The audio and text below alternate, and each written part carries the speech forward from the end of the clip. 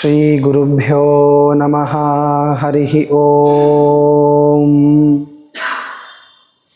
ಆಪಾದಮೌಲಿಪರ್ಯಂತಂ ಗುರುಣಾಂ ಆಕೃತಿಂ ಸ್ಮರೇತ್ ತೇನ ವಿಘ್ನಾಃ ಪ್ರಣಶ್ಯಂತಿ ಸಿದ್ಧ್ಯಂತಿ ಚ ಮನೋರಥಾಃ. ನಾರಾಯಣಂ ಸುರಗುರುಂ ಜಗದೇಕನಾಥಂ ಭಕ್ತಪ್ರಿಯಂ ಸಕಲಲೋಕನಮಸ್ಕೃತಂ ಚ ತ್ರೈಗುಣ್ಯವರ್ಜಿತಮಜಂ ವಿಭುಮಾದ್ಯಮೀಶಂ ವಂದೇ ಭವಘ್ನಮಮರಾಸುರಸಿದ್ಧವಂದ್ಯಂ. ನಾರಾಯಣಂ ನಮಸ್ಕೃತ್ಯ ನರಂ ಚೈವ ನರೋತ್ತಮಂ ದೇವೀಂ ಸರಸ್ವತೀಂ ವ್ಯಾಸಂ ತತೋ ಜಯಮುದೀರಯೇ. ನಾರಾಯಣಾಯ ಪರಿಪೂರ್ಣಗುಣಾರ್ಣವಾಯ ವಿಶ್ವೋದಯಸ್ಥಿತಿಲಯೋನ್ನಿಯತಿಪ್ರದಾಯ ಜ್ಞಾನಪ್ರದಾಯ ವಿಬುಧಾಸುರಸೌಖ್ಯದುಃಖ ಸತ್ಕಾರಣಾಯ ವಿತತಾಯ ನಮೋ ನಮಸ್ತೆ. ಯಸ್ಯ ತ್ರೀಣ್ಯುದಿತಾನಿ ವೇದವಚನೆ ರೂಪಾಣಿ ದಿವ್ಯಾನ್ಯಲಂ ಬಟ್ ತದ್ದರ್ಶತಮಿತ್ಥಮೇವ ನಿಹಿತಂ ದೇವಸ್ಯ ಭರ್ಗೋ ಮಹತ್. ವಾಯೋ ರಾಮವಚೋನಯಂ ಪ್ರಥಮಕಂ ಪೃಕ್ಷೋ ದ್ವಿತೀಯಂ ವಪುಃ ಮಧ್ವೋ ಯತ್ತು ತೃತೀಯಮೇತದಮುನಾ ಗ್ರಂಥಃ ಕೃತಃ ಕೇಶವೇ. ಅಸ್ಮದ್ಗುರುಸಮಾರಂಭಾಂ ಟೀಕಾಕೃತ್ಪಾದಮಧ್ಯಗಾಂ ಶ್ರೀಮದಾಚಾರ್ಯಪರ್ಯಂತಾಂ ವಂದೇ ಗುರುಪರಂಪರಾಂ. ಮೂಕೋಪಿ ಯತ್ಪ್ರಸಾದೇನ ಮುಕುಂದಶಯನಾಯತೆ ರಾಜರಾಜಾಯತೆ ರಿಕ್ತೋ ರಾಘವೇಂದ್ರಂ ತಮಾಶ್ರಯೇ. ಧರ್ಮೋ ವಿವರ್ಧತಿ ಯುಧಿಷ್ಠಿರಕೀರ್ತನೇನ ಪಾಪಂ ಪ್ರಣಶ್ಯತಿ ವೃಕೋದರಕೀರ್ತನೇನ ಶತ್ರುರ್ವಿನಶ್ಯತಿ ಧನಂಜಯಕೀರ್ತನೇನ ಮಾದ್ರೀಸುತೌ ಕಥಯತಾಂ ನ ಭವಂತಿ ರೋಗಾಃ.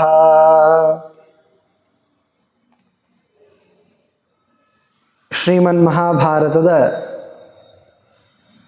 ಶಲ್ಯ ಪರ್ವದಲ್ಲಿ ಪಾಂಡವ ಕೌರವರ ಯುದ್ಧ ಪ್ರಸಂಗಗಳನ್ನು ವರ್ಣಿಸುತ್ತಾ ಬಹಳ ಪ್ರಧಾನ ಘಟ್ಟ ಅಂತ ಅನ್ನಿಸ್ಕೊಂಡಿರುವಂತಹ ದುರ್ಯೋಧನನ ವಧೆಯನ್ನು, ಅವನ ಪಾತವನ್ನು ನಿರೂಪಿಸುವಂತಹ ವಿಚಾರಗಳನ್ನು ಶ್ರವಣ ಮಾಡ್ತಾ ಇದ್ದೇವೆ ನಾವು. ಈಗಾಗಲೇ 17ನೇ ದಿವಸ ಎಲ್ಲ ವೀರರೂ ಕೂಡ ಮೃತರಾಗಿ ಹೋಗಿದ್ದಾರೆ. ಬಹಳ ಅಲ್ಪ ಸೇನೆಯಿಂದ ಕೌರವರು 18ನೇ ದಿವಸದ ಯುದ್ಧವನ್ನು ಪ್ರಾರಂಭಿಸಿದ್ದಾರೆ.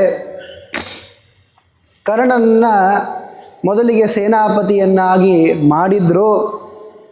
ಅವನೂ ಕೂಡ ಮೃತನಾದ ಮೇಲೆ ಮಹಾಪರಾಕ್ರಮಿಯಾದ ಶಲ್ಯ ಮಹಾರಾಜನನ್ನು ಸೇನಾಪತಿಯನ್ನಾಗಿಟ್ಟುಕೊಂಡು ಯುದ್ಧ ಆಡಿದ್ದಾರೆ. ಶಲ್ಯ ಮಹಾರಾಜ ವಯಸ್ಸಿನವನು, ಮುದುಕ ಅಂತಾಗಿದ್ದರೂ ಕೂಡ ಬಹಳ ಶ್ರೇಷ್ಠ ಮಟ್ಟದ ಯುದ್ಧವನ್ನು ಆಡಿದ್ದಾನೆ. 2 ಬಾರಿ ಅರ್ಜುನನನ್ನು ಮೂರ್ಛೆಗೊಳಿಸಿದ್ದಾನೆ. ಯುಧಿಷ್ಠಿರಾದಿಗಳನ್ನೆಲ್ಲರನ್ನೂ ಕೂಡ ವ್ಯರ್ಥನನ್ನಾಗಿ ಮಾಡಿದ. ಕೊನೆಗೆ ಭೀಮಸೇನ ದೇವರ ಅನೇಕ ಬಾಣಗಳಿಗೆ ತುತ್ತಾಗಿರುವಂತಹ ಶಲ್ಯ ಮಹಾರಾಜ ಬಳಲಿದ್ದಾನೆ. ಅಂತಹ ಸತ್ಯಧರ್ಮ ರತನಾಗಿರುವಂತಹ ಶಲ್ಯ ಮಹಾರಾಜನನ್ನು ಸತ್ಯಧರ್ಮಗಳ ಫಲದಿಂದ ಶಕ್ತಿಯಾಯುಧದಲ್ಲಿ ಅನೇಕ ಮಂತ್ರಗಳನ್ನು ಹೇಳಿಬಿಟ್ಟು ಧರ್ಮರಾಜ ಶಲ್ಯ ಮಹಾರಾಜನ ಸಂಹಾರವನ್ನು ಮಾಡ್ತಾನೆ. ಮಧ್ಯಾಹ್ನ ಕಾಲದಲ್ಲಿ ಶಲ್ಯ ಮಹಾರಾಜನ ವಧೆಯಾಗಿದ್ದು ಅಂತ ಮಹಾಭಾರತದಲ್ಲಿ ಹೇಳ್ತಾರೆ. ಇನ್ನು ಅರ್ಧ ದಿವಸ ಉಳಿದಿದೆ. 18ನೇ ದಿವಸದ ಅರ್ಧ ಭಾಗ ಮಧ್ಯಾಹ್ನ ಆಗಿ ಹೋಗಿದೆ. ಇನ್ನು ಸಾಯಂಕಾಲ ಆಗಬೇಕು. ಇನ್ನು ಅನೇಕ ಕಾರ್ಯಗಳಿವೆ. ಅಷ್ಟೊತ್ತರಲ್ಲಿ ಭೀಮ ಹಾಗೂ ದುರ್ಯೋಧನ ಇವರಿಬ್ಬರ ನಡುವೆ ಯುದ್ಧ ಅನ್ನೋದು ಪ್ರಾರಂಭವಾಗಿದೆ. ದುರ್ಯೋಧನ ಬಹಳಷ್ಟು ಪ್ರಯತ್ನವನ್ನು ಮಾಡಿದ. ಭೀಮಸೇನ ದೇವರನ್ನು ಎದುರಿಸಲಿಕ್ಕೆ ಅಂತ ಅವನು ಪ್ರಯತ್ನವನ್ನು ಮಾಡುವ ಪೂರ್ವದಲ್ಲಿ ನಕುಲ ಸಹದೇವರನ್ನು ಧರ್ಮರಾಜನನ್ನು ಸೋಲಿಸ್ತಾ ಇದ್ದ ಅನಾಯಾಸವಾಗಿ. ಇಂತಹ ದುರ್ಯೋಧನನ್ನು ಭೀಮಸೇನ ಎದುರಿಸಬೇಕು, ಯುದ್ಧ ಆಡಬೇಕು ಅಂತ ಅವನೆದುರಿಗೆ ಬಂದಿದ್ದಾರೆ. ಬಹಳಷ್ಟು ಕಾಟ ಕೊಟ್ಟ ಭೀಮ. ಏನೆಲ್ಲ ಪ್ರಯತ್ನ ಪಟ್ಟರೂ ಕೂಡ ಒಂದು ಸ್ವಲ್ಪ ಅವಕಾಶವೂ ಸಿಗಲಿಲ್ಲ. ಯಾವ ಅವಕಾಶವನ್ನು ಅವಲಂಬಿಸಿಕೊಂಡು ಬಿಟ್ಟು ಭೀಮನನ್ನು ಹೊಡೆದೇನು ಅಂತ. ಅದಕ್ಕೇನು ಮಾಡ್ತಾ ಇದ್ದಾನೆ ಅಂದರೆ, ಸ್ವಲ್ಪ ಹೊತ್ತಾದ ಮೇಲೆ ಯುದ್ಧ ಭೂಮಿಯನ್ನು ಬಿಟ್ಟು ಓಡೋಗ್ತಾನೆ. ಅಷ್ಟರಲ್ಲಿ ಕೃಪಾ, ಕೃತವರ್ಮ ಹಾಗೂ ಅಶ್ವತ್ಥಾಮ ಈ 3 ಜನರೂ ಕೂಡ ಕಾಡಿಗೆ ಓಡೋಗಿರ್ತಾರೆ. ಭೀಮಸೇನನ ಶಕ್ತಿಯನ್ನು ತಡ್ಕೊಳ್ಳಿಕ್ಕಾಗಲಿಲ್ಲ, ಎದುರಿಸ್ಲಿಕ್ಕೂ ಕೂಡ ಆಗಲಿಲ್ಲ ಅಂತ ಭಯಭೀತರಾಗಿ ಕಾಡಿಗೆ ಓಡೋಗಿರ್ತಾರೆ. ದುರ್ಯೋಧನನೂ ಕೂಡ ಭೀಮಸೇನ ದೇವರ ಎದುರಿಗೆ ಯುದ್ಧ ಆಡಲಿಕ್ಕಾಗದೆ ವನಕ್ಕೆ ಓಡೋಗ್ತಾನೆ. ವನಕ್ಕೆ ಹೋಗಿ ಅಲ್ಲೇ ಇರುವಂತಹ ಒಂದು ದ್ವೈಪಾಯನವೆಂಬುವಂತಹ ಸರೋವರದಲ್ಲಿ ಪ್ರವೇಶವನ್ನು ಮಾಡ್ತಾ ಇದ್ದಾನೆ. ಸಾಮಾನ್ಯವಾಗಿ ಕೆಲವೊಂದು ಕಡೆ ವೈಶಂಪಾಯನ ಸರೋವರ ಅಂತದನ್ನು ಕರೆದಿದ್ದಾರೆ. ಆದರೆ ಮಹಾಭಾರತದಲ್ಲೇ ಆಗಲಿ, ಅದನ್ನು ನಿರ್ಣಯಿಸಲಿಕ್ಕೆ ಹೊರಟಿರುವ ಏಕೈಕ ಗ್ರಂಥವಾಗಿರುವಂತಹ ತಾತ್ಪರ್ಯ ನಿರ್ಣಯದಲ್ಲಾದರೆ ಆಚಾರ್ಯರದನ್ನು ದ್ವೈಪಾಯನ ಸರೋವರ ಅಂತಲೇ ಕರೆದಿರೋದು. ಇಂತಹ ಆ ದ್ವೈಪಾಯನ ಸರೋವರದ ಒಳಗೆ ಪ್ರವೇಶವನ್ನು ಮಾಡಿ ಏನು ಮಾಡ್ತಾ ಇದ್ದಾನೆ ಅಂದರೆ ಮಂತ್ರಗಳ ಜಪವನ್ನು ಮಾಡ್ತಾ ಇದ್ದಾನೆ. ಯಾವ ಮಂತ್ರ ರೀ? ಇನ್ನು ಕೃಷ್ಣ ಮಂತ್ರನೋ ರಾಮ ಮಂತ್ರನೋ? ಇದನ್ನೆಲ್ಲ ಯಾಕೆ ಮಾಡ್ತಾನೋ ಅವನು? ಕೃಷ್ಣ ರಾಮ ಅಂದರೆ ಆಗ ಬರಲ್ಲ ಅವನಿಗೆ. ಅದಕ್ಕೆ ಏನು ಫಲ ಆಗಿರಬೇಕು? ಈ ಮಂತ್ರಗಳ ಜಪದಿಂದ ಏನು ಸಿದ್ಧಿಯಾಗತ್ತೆ ಅಂದರೆ ಮೃತ ಸಂಜೀವನ ಪ್ರದಾಹ ಅಂತ ಹೇಳಿದ್ದಾರೆ ಆಚಾರ್ಯರು. ಯಾರ್ಯಾರು ಮೃತರಾಗಿದ್ದಾರಲ್ಲ ಅವರೆಲ್ಲರೂ ಮತ್ತೆ ಎದ್ದು ಬರಬೇಕು. ಅಷ್ಟೇ ಅಲ್ಲ, ಎದ್ದು ಬಂದ ಮೇಲೆ ಅವಧ್ಯರೂ ಆಗ್ತಾರೆ. ಇಂತಹ ಫಲಗಳನ್ನು ಕೊಡುವಂತಹ ಮಂತ್ರಗಳನ್ನು ದುರ್ಯೋಧನನಿಗೆ ಉಪದೇಶ ಮಾಡಿದವರು ಅವನ ದೇಹವನ್ನು ನಿರ್ಮಾಣ ಮಾಡಿರುವಂತಹ ಪಶುಪತಿಯ ಅವತಾರರಾದ ದುರ್ವಾಸರು. ತುಂಬ ಹಿಂದಕ್ಕೆ ದುರ್ಯೋಧನ ತನ್ನ ಬಗ್ಗೆ ಹೇಳ್ಕೊಳ್ಳೋ ಕಾಲಕ್ಕೆ ಒಂದು ಮಾತು ಹೇಳಿರ್ತಾನೆ. 30 ಪರಮಕಾಹ ಸುರದುರ್ಲಭಾಶ್ಚ ದುರ್ವಾಸಸೋಹಿ ಮನವೋದ್ಯ ಮಯಾ ಗೃಹೀತಾ ಅನ್ಯತ್ರ ತೇ ಪ್ರವಿಹಿತ ನಹಿ ವೀರ್ಯವಂತಹ ಸ್ಯುರ್ಭೀಮ ಇತ್ಯಹಮಮುಂ ನ ನಿಯೋಜಯಾಮಿ. ಈ ಎಲ್ಲ ಪಾಂಡವರನ್ನು ಹೊರಗಟ್ಟಬೇಕು, ಕೊಲ್ಲಬೇಕು ಅಂತ ತುಂಬ ವಿಚಾರ ಮಾಡ್ತಾ ಇದ್ದಾನೆ. ಏನು ಮಾಡಿದರೂ ಕೂಡ ದುರ್ಯೋಧನ ಕೈಯಲ್ಲಿ ಆಗ್ತಾ ಇಲ್ಲ. ಅಲ್ಲೋ ಹೋಗಿ ಹೊಡೆದು ಬಿಡ್ರಿ ಅಂತಂದರೆ ಅದಕ್ಕೊಂದು ಕಾಲ ಬರಬೇಕಾಗ್ತದೆ. ಯಾಕೆಂದರೆ ನನಗೆ ದುರ್ವಾಸರು 3000 ಮಂತ್ರಗಳನ್ನು ಕೊಟ್ಟಿದ್ದಾರೆ. ಅವೇ ಮಂತ್ರಗಳನ್ನೇ ಈಗ ಜಪ ಮಾಡ್ತಿರೋದು. ಆ 3000 ಮಂತ್ರಗಳನ್ನು ದುರ್ವಾಸರಿಂದ ನಾನು ಪಡೆದಿದ್ದೇನೆ. ಇವುಗಳನ್ನು ನಾನು ಸಿದ್ಧಿ ಮಾಡಿಕೊಂಡು ಎಲ್ಲಿ ಉಪಯೋಗಿಸ್ತೀನಿ ಅಂದರೆ ಭೀಮನ ಮೇಲೇ ಉಪಯೋಗಿಸೋದು ನಾನು. ಈ ಮಂತ್ರಗಳನ್ನು ಜಪ ಮಾಡಿ ನಾನು ಬಲಿಷ್ಠನಾಗಿ ಮತ್ತೆ ಭೀಮನನ್ನೇ ಎದುರಿಸಬೇಕು. ಈ ಮಂತ್ರಗಳ ಬಗ್ಗೆ ಇನ್ನೂ ಆಚಾರ್ಯರು ತೋರಿಸ್ಕೊಟ್ಟಿದ್ದಾರೆ. ಇಲ್ಲಿ ಹೇಳುವ ಕಾಲಕ್ಕೆ, ಯುದ್ಧ ಪ್ರಸಂಗಗಳನ್ನು ವರ್ಣಿಸುವ ಕಾಲಕ್ಕೆ ಮೃತ ಸಂಜೀವನ ಪ್ರದಾಹ, ಸತ್ತವರನ್ನು ಅವು ಬದುಕಿಸ್ತಾವೆ ಅಂತ ಆ ಫಲವನ್ನು ಕೊಡುವಂತಹ ಮಂತ್ರಗಳು ಇವೆ ಅಲ್ರಿ. 3000 ಮಂತ್ರಗಳಿವೆಪ್ಪ.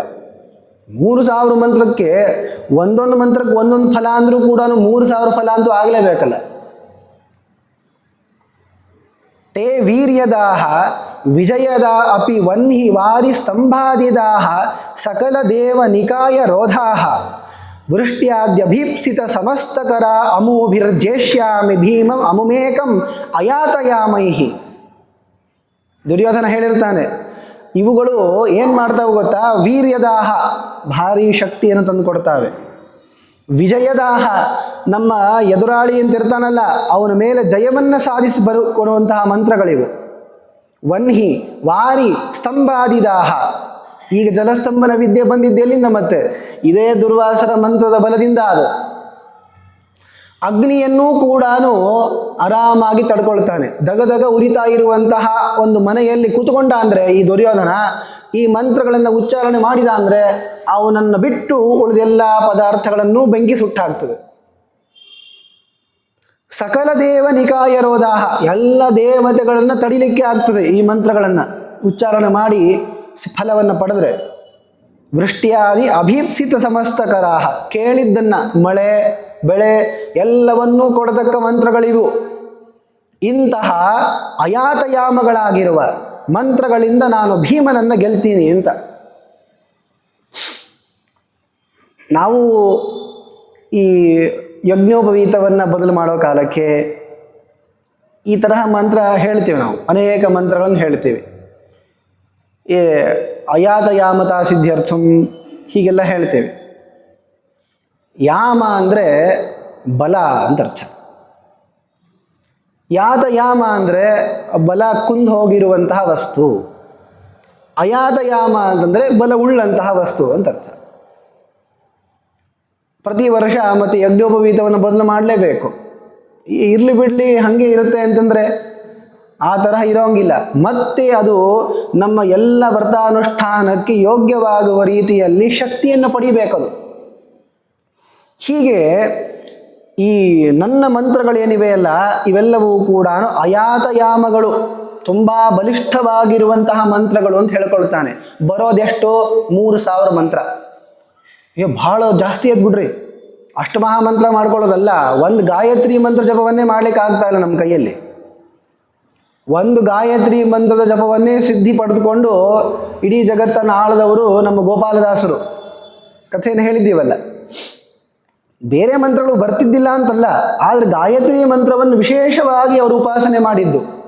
ಒಂದು ಮಂತ್ರ ಸಾಕ್ರಿ, ಏಕಸ್ಸು ಸಾಧಿತೋ ಮಂತ್ರ ಜಪ ಹೋಮಾದಿ ತರ್ಪಣೈ.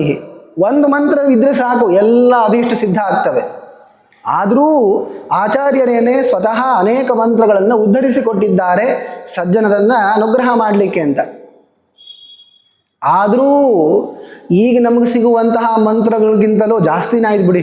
3000 ಮಂತ್ರ ಅಂದರೆ ಏನು ಅಂಥೇಳಿನೂ ನೀವು ಬಹಳ ಆಶ್ಚರ್ಯ ಪಡಬೇಕಾಗಿಲ್ಲ. ನಮ್ಮ ಮಧ್ವಾಚಾರ್ಯರಿಗೆ ಸಂಸಿದ್ಧ ಸಪ್ತಕೋಟಿ ಮಹಾಮಂತ್ರಾಣಾಂ ಅಂತ ಕರೀತಾರೆ. 7 ಕೋಟಿ ಮಂತ್ರಗಳು ಬರುತ್ತೆ ನಮ್ಮ ಮಧ್ವಾಚಾರ್ಯರಿಗೆ. ಈ 3000 ಮಂತ್ರ ಎಲ್ಲಿಂದು? ಆಮೇಲೆ ಆ ಮಂತ್ರಗಳನ್ನು ಅವರು ಉಪಯೋಗಿಸೋದು ಕೇವಲ ವಿಷ್ಣು ಪ್ರೀತಿಯ ಸಲುವಾಗಿ. ಆ ಪರಮಾತ್ಮ ಪ್ರಸನ್ನನಾದರೆ ಈ ಮಳೆ ಬೆಳೆ ಇವ್ಯಾವುದೂ ಕೂಡ ಬರಲ್ವೇ? ಇವರೆಲ್ಲ ಈ ಸಣ್ಣ ಪುಟ್ಟ ಫಲಕ್ಕೋಸ್ಕರನೇ ಮಂತ್ರ ಜಪ ಮಾಡೋದು. ಆ ತರಹ ಭೀಮಸೇನ ದೇವರನ್ನು ಎದುರಿಸಬೇಕು ಅಂತ ಈ 3000 ಮಂತ್ರಗಳನ್ನು ನೀರಿನಲ್ಲಿ ಕೂತ್ಕೊಂಡು ಜಪ ಮಾಡ್ತಾ ಇದ್ದಾನೆ 7 ದಿವಸಗಳ ಪರ್ಯಂತ. 7ನೇ ದಿವಸ ಆಗೋಯ್ತು ಅಂತಂದರೆ ಎಲ್ಲರೂ ಬದುಕು ಬರ್ತಾರೆ, ಅವರನ್ನು ಮತ್ತೆ ಕೊಲ್ಲಿಕ್ಕಾಗೋದೇ ಇಲ್ಲ ಅನ್ನುವಂತಹ ಸ್ಥಿತಿ. ನಾವು ಈ ವಿಚಾರವನ್ನು ಹೇಳಿದ್ದೇವೆ. ಆದ್ದರಿಂದ ಮಂತ್ರ ಜಪ ಮಾಡೋದ್ರಿಂದ ಮಾತ್ರನೇ ಸಜ್ಜನರು ಅಂತ ಲೋಕದಲ್ಲಿ ಆಗೋದಿಲ್ಲ. ಯಾಕೆ? ಮಂತ್ರ ಜಪವನ್ನು ದುರ್ಜನರು ಮಾಡ್ತಾರೆ. ಅದಕ್ಕೆ ಸಜ್ಜನ ದುರ್ಜನ ಅನ್ನುವ ಈ ಭೇದ ಜ್ಞಾನ ಮಾಡಿಕೊಳ್ಬೇಕು ಅಂದರೆ ಯಾವ ಒಂದು ಲಕ್ಷಣ ಇರಬೇಕು ಅಂದರೆ ವಿಷ್ಣು ಹಾಗೂ ವಾಯುದೇವರಲ್ಲಿ ಭಕ್ತಿ. ಆಮೇಲೆ ದ್ವೇಷ ಮಾಡೋರು ಅಂತ ಇರ್ತಾರಲ್ಲ, ಅವರು ಕೇವಲ ವಿಷ್ಣುವಲ್ಲಿ ದ್ವೇಷ ಮಾಡಿದರೆ ಸಾಲದು, ವಾಯುನಲ್ಲೂ ದ್ವೇಷ ಮಾಡಲೇಬೇಕು ಅವರು. ನಿಯಮ ಇದೆ ಹಾಗೆ.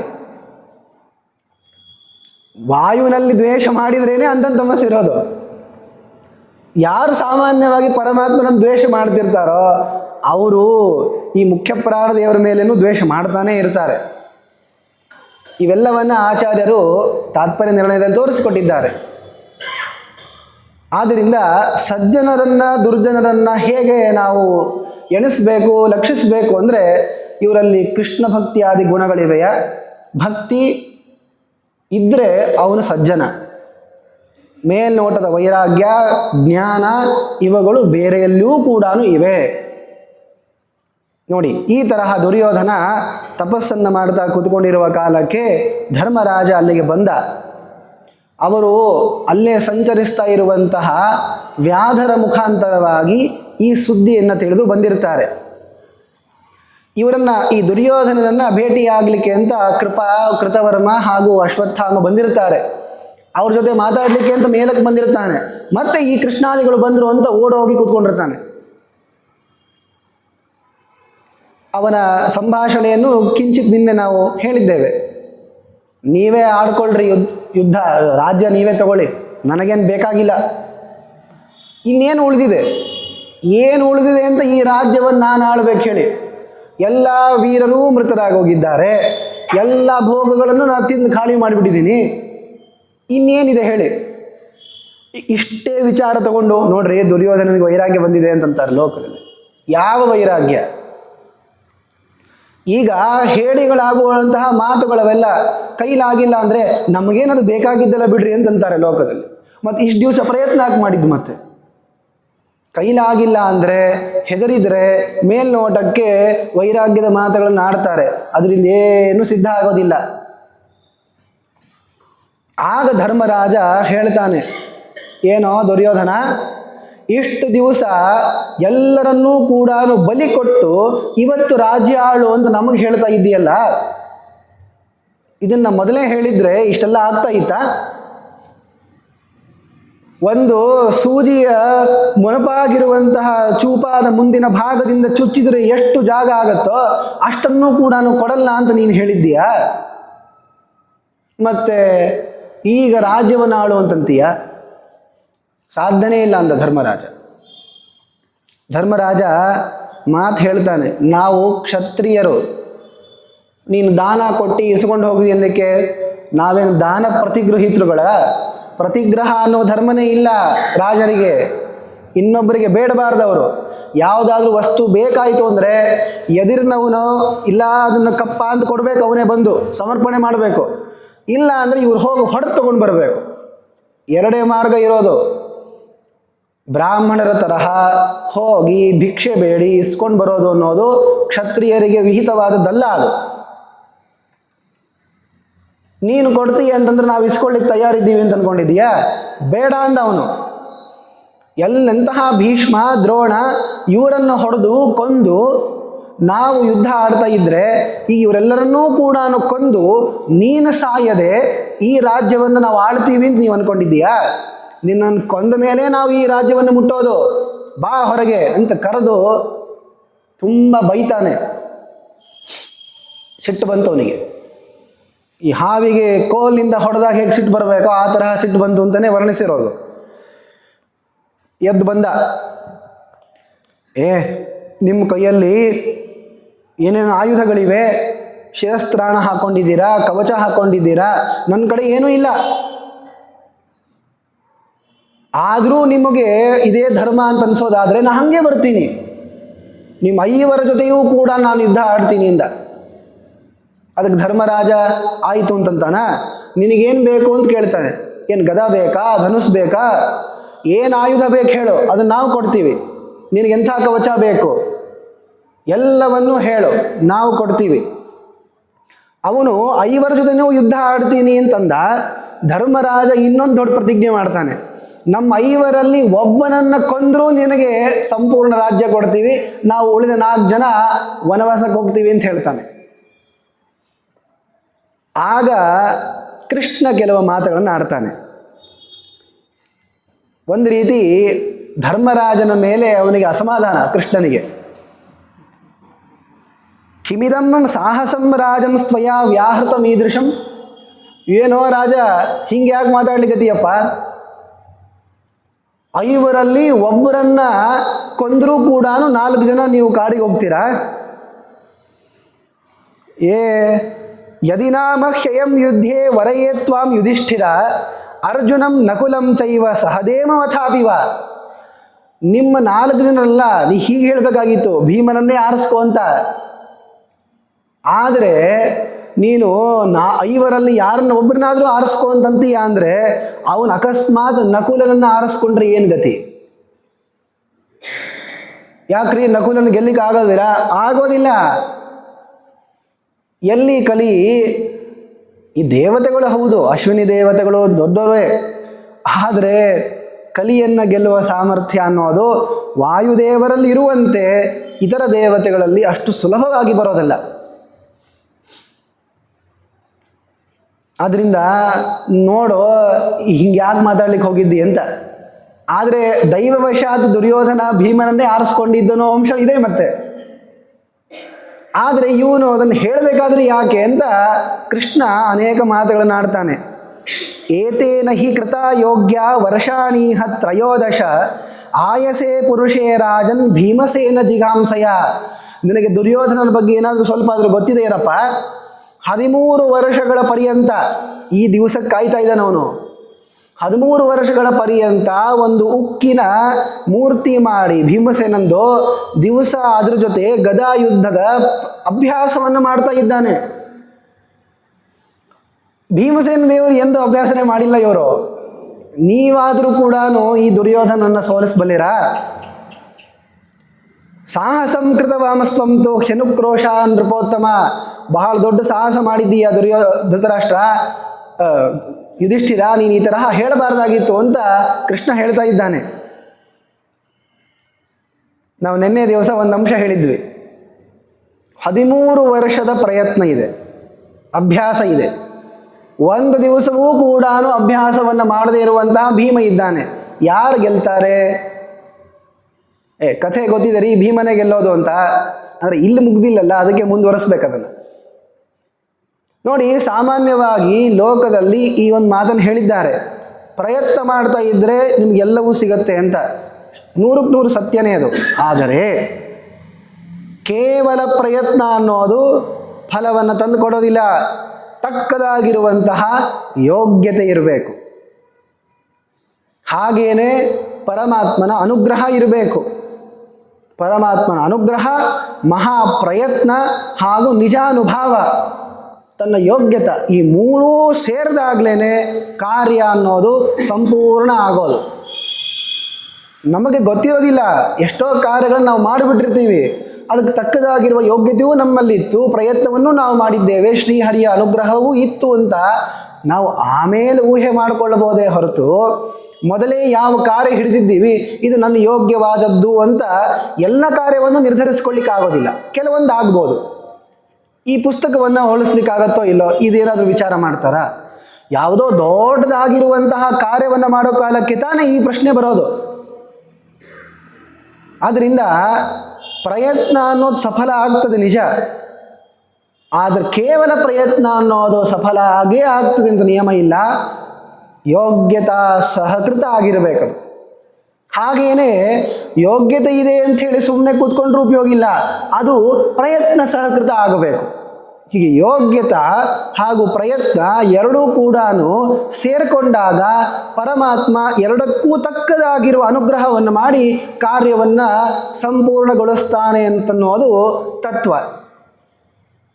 ಇದನ್ನೇ ವನಪರ್ವದಲ್ಲಿ ದ್ರೌಪದಿ ದೇವಿಯವರು ಸಂಕ್ಷೇಪದಿಂದ ಹೇಳಿದ್ದು, ಭೀಮ ವಿಸ್ತರಿಸಿದ್ದು ಧರ್ಮರಾಜನಿಗೆ ಬೋಧನೆ ಮಾಡಲಿಕ್ಕೆ.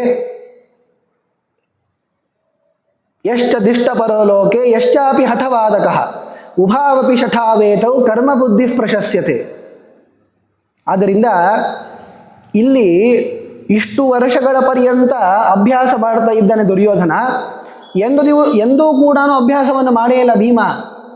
ಅಲ್ಲಿ ದ್ರೋಣಾಚಾರ್ಯ ಹತ್ರ ಓದ್ಲಿಕ್ಕೆ ಹೋಗಿದ್ನಲ್ಲ ಅಂದರೆ ಸುಮ್ಮನೆ ಓದ್ಲಿಕ್ಕೆ ಹೋಗಿದ್ದದು. ಯಾಕೆ ಈಗಿನ ಕಾಲದಲ್ಲೆಲ್ಲ ಹೇಳ್ತಾರಲ್ಲ ಈ ಸರ್ಟಿಫಿಕೇಟ್ ಬೇಕ್ರಿ, ಆ ತರಹ ಹೋಗಿದ್ದಾನೆ ಅಂದರೂ ತಪ್ಪಿಲ್ಲ. ಯಾಕೆ ಅಂದರೆ ಸ್ವತಃ ಆಚಾರ್ಯರೇನೆ ಮಹಾಭಾರತದಲ್ಲಿ ನೋಡಿದಾಗೂ ಗೊತ್ತಾಗತ್ತೆ, ಎಂದೂ ಕೂಡ ಭೀಮಸೇನ ದೇವರು ಈ ಲಕ್ಷ್ಯವನ್ನು ಸರಿಯಾಗಿ ನೋಡ್ತಾ ಇರಪ್ಪ ಅಂತಂದರೆ ನೋಡ್ತಾನೆ ಇರಲಿಲ್ಲ ಅವರು. ಯಾಕೆ ಅಂದರೆ ಹರಿಪ್ರಸಾದ ಇದೆ, ಭುಜದಲ್ಲಿ ಬಲ ಇದೆ, ಯಾವ ಅಸ್ತ್ರಗಳು ಇನ್ನು ಜಗತ್ತಿನಲ್ಲಿ ಬಂದೇ ಇಲ್ಲ, ನನ್ನನ್ನು ಕೊಲ್ಲುವಂಥವುಗಳು, ಆದ್ದರಿಂದ ನಾನು ಯಾಕೆ ಹೆದರಬೇಕು? ಅಲ್ಲ ರೀ, ದೂರಿಂದ ಬಾಣ ಬಿಟ್ಟರೆ ಭೀಮಸೇನ ದೇವರ ದೇಹವನ್ನೇ ಕತ್ತರಿಸ್ಲಿಕ್ಕಾಗಲ್ಲ ರೀ. ಅಂತಹ ಚಾಕು ಚೂರಿ ಬಾಣ ಇನ್ನು ಹುಟ್ಟೇ ಇಲ್ಲ. ಆದ್ದರಿಂದ ನನಗೇನು ಭಯನೇ ಇಲ್ಲ. ಆದ್ದರಿಂದ ಎಲ್ಲ ಕಾರ್ಯದಲ್ಲೂ ಅರ್ಜುನನನ್ನು ಮುಂದೆ ಬಿಡ್ತಾ ಇದ್ದ ಭೀಮ ಅಂತ ಅಸ್ತ್ರಾಭ್ಯಾಸದ ಕಥೆ ಹೇಳೋ ಕಾಲಕ್ಕೆ ಹೇಳ್ತಾರೆ. ಯಾಕೆ ಅರ್ಜುನ ಈ ತರಹ ಅಲ್ಲ, ಅರ್ಜುನನಿಗೆ ಪ್ರಯತ್ನಶೀಲತೆಯೂ ಇದೆ, ಅಭ್ಯಾಸ ಮಾಡಬೇಕು ಅಂತ ತುಂಬ ಆಸೆನೂ ಇದೆ, ಅನೇಕ ಅಸ್ತ್ರಗಳನ್ನು ಪಡಿಬೇಕು ಅನ್ನುವಂತಹ ಆಸೆನೂ ಇದೆ, ಲೋಕದಲ್ಲಿ ನಾನೇ ಶ್ರೇಷ್ಠ ಆಗಬೇಕು ಅನ್ನುವಂತಹ ಆ ಕೀರ್ತಿ ಕಾಮುಕತೆಯೂ ಇದೆ ಅವನಿಗೆ.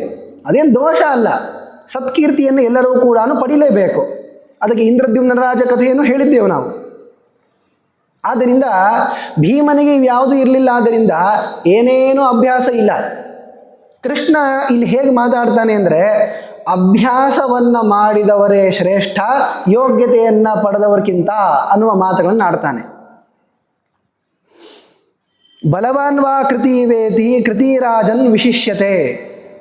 ಬಲಿಷ್ಠನಾಗಿರುವಂತಹ ವ್ಯಕ್ತಿಗಿಂತ ಯಾರು ಕೃತಿ ತುಂಬ ಪ್ರಯತ್ನಶೀಲನಾಗಿರ್ತಾರೋ ಅವರೇ ಶ್ರೇಷ್ಠಪ್ಪ. ಅದನ್ನು ಯಾಕೆ ಮಾಡಿರೋದು ಅಂದರೆ, ಯುಧಿಷ್ಠಿರ ಮನಸ್ಸಿನಲ್ಲಿ ಭೀಮನ ಮಹತ್ವ ಏನಿದೆ ಅಂತ ಗೊತ್ತಾಗಬೇಕು.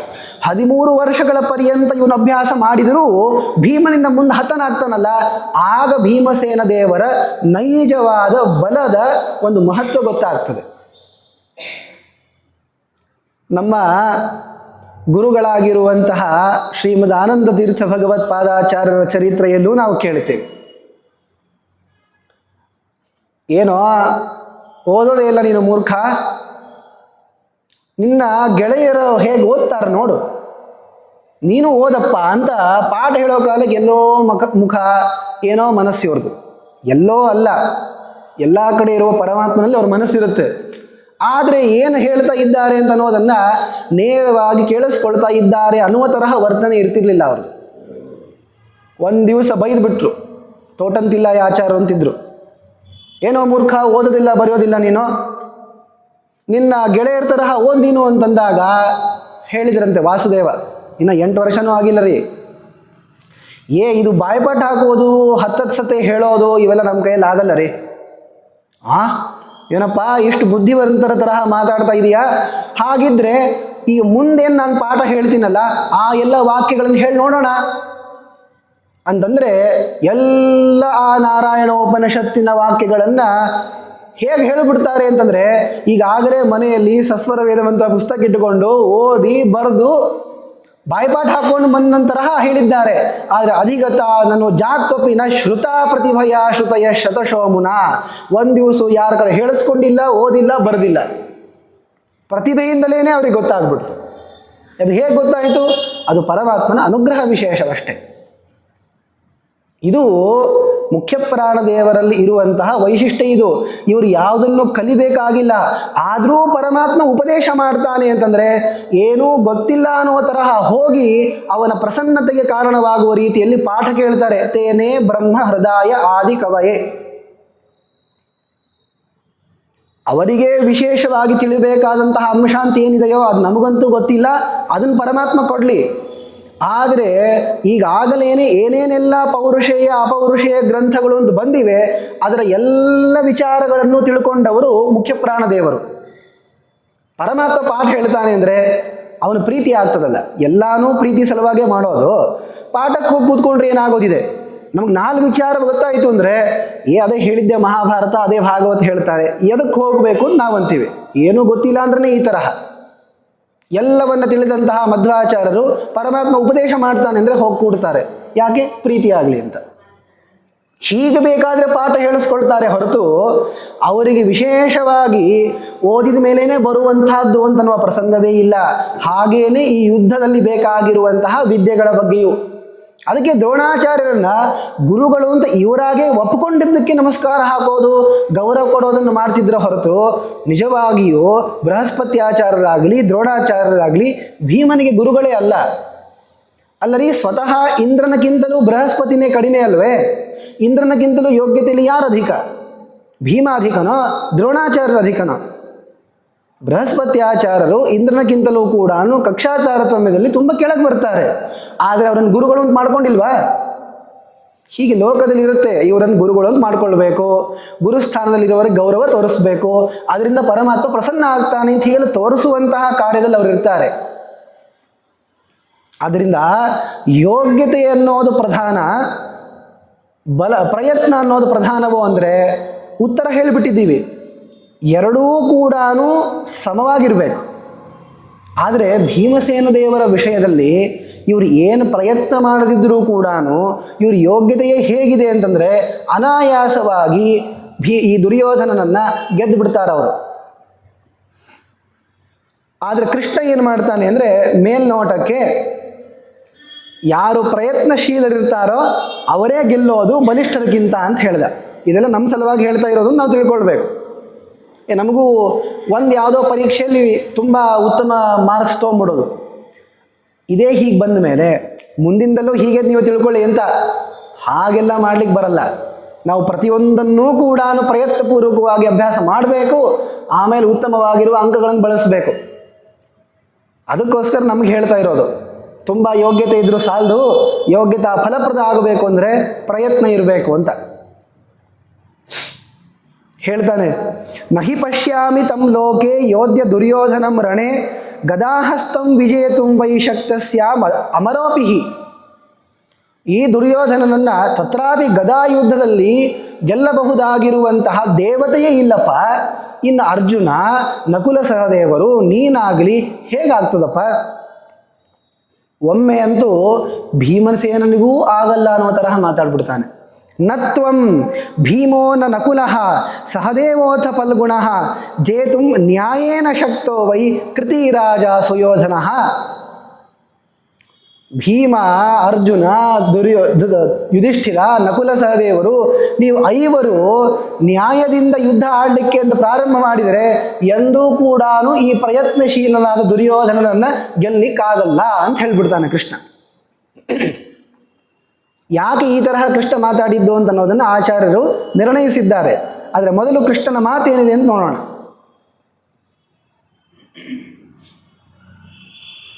ನ್ಯಾಯದಿಂದ ಯುದ್ಧ ಆಡಿದರೆ ಪಾಂಡವರು ಗೆಲ್ಲೋದಿಲ್ಲ, ಅನ್ಯಾಯದಿಂದಲೇ ದುರ್ಯೋಧನನ ಹೊಡಿಬೇಕು ಅನ್ನುವ ಮಾತನ್ನು ಕೃಷ್ಣ ಹೇಳ್ತಾನೆ.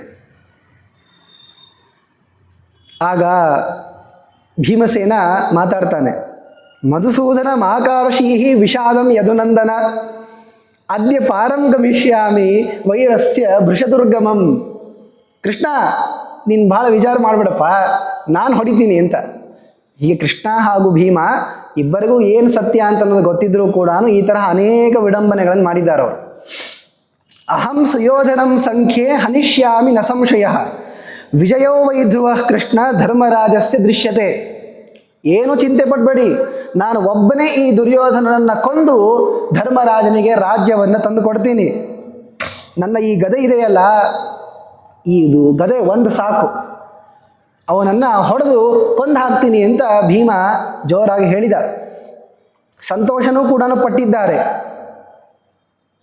ನಹಿ ಶಕ್ತೋ ರಣೇ ಜೇತುಂ ಮಾಮೇಶ ಪುರುಷಾಧಮಃ. ಈ ಪುರುಷಾಧಮ ಜೀವಾಧಮನಾಗಿರುವಂತಹ ಕಲಿ ಇವೇನು ನನ್ನನ್ನು ಕೊಲ್ತಾನೆ, ನಾನು ಅನಾಯಾಸವಾಗಿ ಈ ಕಲಿಯನ್ನು ಸಂಹಾರ ಮಾಡ್ತೀನಿ ದುರ್ಯೋಧನನನ್ನು ಅಂತ ಹೇಳಿದ. ಏನ್ರಿ, ಹಾಗಾದರೆ ಪಾಂಡವರು ಯುದ್ಧ ಆಡಬೇಕಾದಾಗ ನ್ಯಾಯದಿಂದ ಯುದ್ಧ ಆಡಿದರೆ ಗೆಲ್ಲೋದಿಲ್ಲ ಅನ್ನುವಂತಹ ಮಾತೆ ಕೃಷ್ಣನಿಗೆ ಬೇಕಾದದ್ದ? ಅನ್ಯಾಯದಿಂದಲೇ ಕೊಲ್ಲಬೇಕಾ ಅಂದರೆ ಇದಕ್ಕೆಲ್ಲ ವಿಚಾರಗಳನ್ನು ಯುದ್ಧ ಆಡೋ ಕಾಲಕ್ಕೆ ತಾವಾಗೇನೆ ಉತ್ತರ ಸಿಗ್ತವೆ. ನಾವೇನು ತುಂಬ ಪ್ರಶ್ನೆಯನ್ನು ಕೇಳೋದು ಬೇಡ. ಇವರಿಬ್ಬರ ಯುದ್ಧವನ್ನು ವರ್ಣಿಸಬೇಕಲ್ಲ. ಇವಾಗ ಯುದ್ಧ ಪ್ರಾರಂಭ ಆಗ್ತಾ ಇದೆ. ಕೃಷ್ಣ ಹಾಗೂ ಯುಧಿಷ್ಠಿರ, ಭೀಮ ಇವರೆಲ್ಲರೂ ಕೂಡ ಮಾತಾಡಿಕೊಂಡಿದ್ದಾರೆ. ಮಾತಾಡಿಕೊಂಡು ಅನೇಕ ವಿಚಾರಗಳನ್ನು ಕೃಷ್ಣ ಈಗೇನು ಹೇಳಿದ್ನಲ್ಲ ಅದರಲ್ಲಿ ಒಂದು ಮಾತನ್ನು ಹೇಳಿರ್ತಾನೆ ಅವನು. ಈಗ ಗದಾ ಯುದ್ಧವನ್ನು ಇವನು ಆರಿಸಿಕೊಂಡಿದ್ದಾನೆ ದುರ್ಯೋಧನ. ಯಾಕೆ ಅಂದರೆ ಅವನಿಗೆ ಗದಾ ತುಂಬ ಪ್ರಿಯವಾಗಿರುವ ಆಯುಧ. ಆಮೇಲೆ ವಿಶೇಷವಾಗಿ ಬಲರಾಮರಿಂದ ಶಿಕ್ಷಿತನಾಗಿದ್ದಾನೆ ಗದಾ ಯುದ್ಧದ ವಿಷಯದಲ್ಲಿ. ಭೀಮಸೇನ ದೇವರಿಗೂ ಒಂದು ರೀತಿಯಿಂದ ಬಲರಾಮನೇ ಗದಾ ಯುದ್ಧದ ಗುರು. ಆದರೆ ಅವನಿಗೇನು ಅಷ್ಟು ಲಾಭ ಆಗಿದೆ ಅಂತ ಅನ್ನೋದನ್ನು ಹೇಳಲಿಕ್ಕೆ ಬರಲ್ಲ. ಇವನನ್ನು ಗದಾ ಯುದ್ಧದಲ್ಲಿ ಗೆಲ್ಲಬೇಕು ಅಂದರೆ ಒಂದು ಸಮಸ್ಯೆ ಇದೆ. ಭೀಮ ಬರೇ ಗದಾ ಯುದ್ಧ ಆಡೋದು ಅಂದರೆ ಗೆಲ್ತಾನ್ರಿ. ಆದರೆ ಪ್ರತಿಜ್ಞೆ ಏನೊಂದು ಮಾಡಿದ್ದಾನಲ್ಲ, ಇವನ ತೊಡೆ ಮುರಿತೀನಿ ಅಂತ. ಇದರಲ್ಲಿ ಏನು ದೊಡ್ಡದಿದೆ, ಗದಾ ತಗೊಂಡು ತೊಡೆಗೆ ಹೊಡೆದ್ಬಿಟ್ರೆ ಆಗೋಯ್ತಪ್ಪ ಅಂದರೆ ತೊಡೆಯನ್ನು ಮುಟ್ಟೋಂಗಿಲ್ಲ. ನಾಭಿಯ ಕೆಳಗೆ ಈ ಗದಾ ಯುದ್ಧ ಆಡೋ ಕಾಲಕ್ಕೆ ಹೊಡಿಬಾರದು ಅಂತ ನಿಯಮ ಇದೆ. ಊರು ಭೀಮೇನ ಭೇತ್ತವ್ಯೌ ಪ್ರತಿಜ್ಞಾಂ ರಕ್ಷತ ರಿಪೋಹೋ ನಾಭೇಹೇ ಅಧಸ್ತಾದ್ ಧನನಂ ಜನ ಆಹುಹು ಗದಾಮೃಧೆ ಅಧರ್ಮ ಇತಿ. ನಾಭಿಯ ಹೊಕ್ಕಳಿನ ಕೆಳಭಾಗದಲ್ಲಿ ಗದೆಯನ್ನು ತಗೊಂಡುಕೊಂಡು ಹೊಡಿಬಾರ್ದು ಗದಾ ಯುದ್ಧ ಮಾಡೋ ಕಾಲಕ್ಕೆ. ಇದು ನಿಯಮ. ಇದು ಯಾರಾದರೂ ನಾಭಿಯ ಕೆಳಗೆ ಹೊಡಿತಾರೆ ಅಂದರೆ ಆವಾಗ ಅದನ್ನು ಅಧರ್ಮ ಅಂತ ಗದಾ ಯುದ್ಧವನ್ನು ಬಲ್ಲವರು ಹೇಳ್ತಾರೆ. ಅದಕ್ಕೆ ಕೃಷ್ಣ ಹೇಳಿದ್ದು, ನೋಡ್ರಪ್ಪ, ಗದಾ ಯುದ್ಧ ಅನ್ನೋದು ಪ್ರಾರಂಭ ಆಯಿತು ಅಂದರೆ ಇವನ್ ತೊಡೆ ಹೇಗೆ ಮುರಿಲಿಕ್ಕೆ ಸಾಧ್ಯ? ಆದರೆ ಪ್ರತಿಜ್ಞೆಯನ್ನು ಸಂರಕ್ಷಣೆ ಮಾಡಲೇಬೇಕು.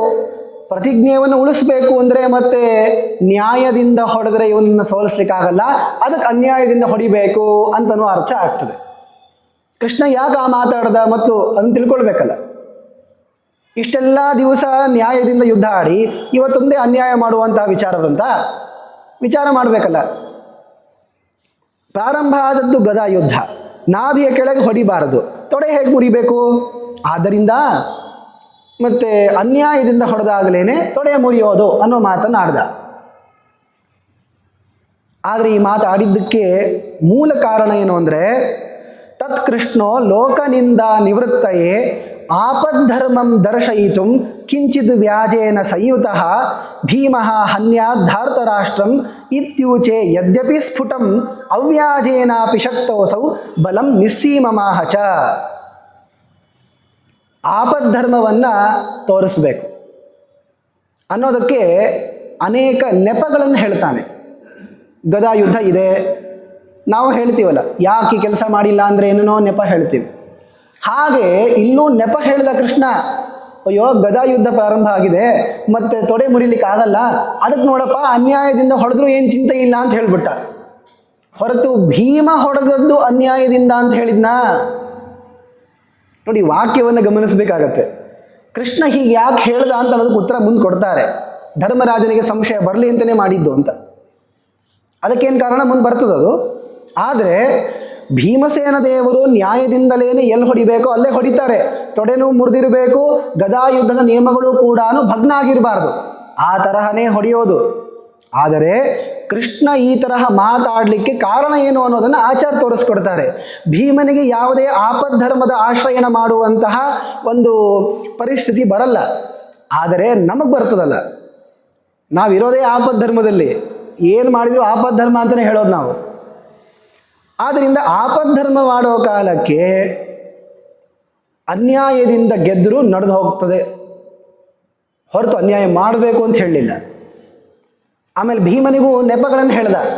ಇದೇ ನೆಪ, ಈ ಅನ್ಯಾಯದಿಂದ ಕೊಲ್ಲಿಕ್ಕಾಗಲ್ರಿ, ಏನು ಮಾಡೋದು, ನ್ಯಾಯದಿಂದ ಇವನನ್ನು ಹೊಡಿಬೇಕು ಅಂತಂದರೆ ತೊಡೆ ಮುರಿಯಲ್ವಲ್ಲ ಅಂತ ಈ ಥರ ಎಲ್ಲ ಕೃಷ್ಣ ಗೊಂದಲ ಆಗುವ ತರಹ ಮೇಲ್ನೋಟಕ್ಕೆ ಮಾತಾಡ್ದ.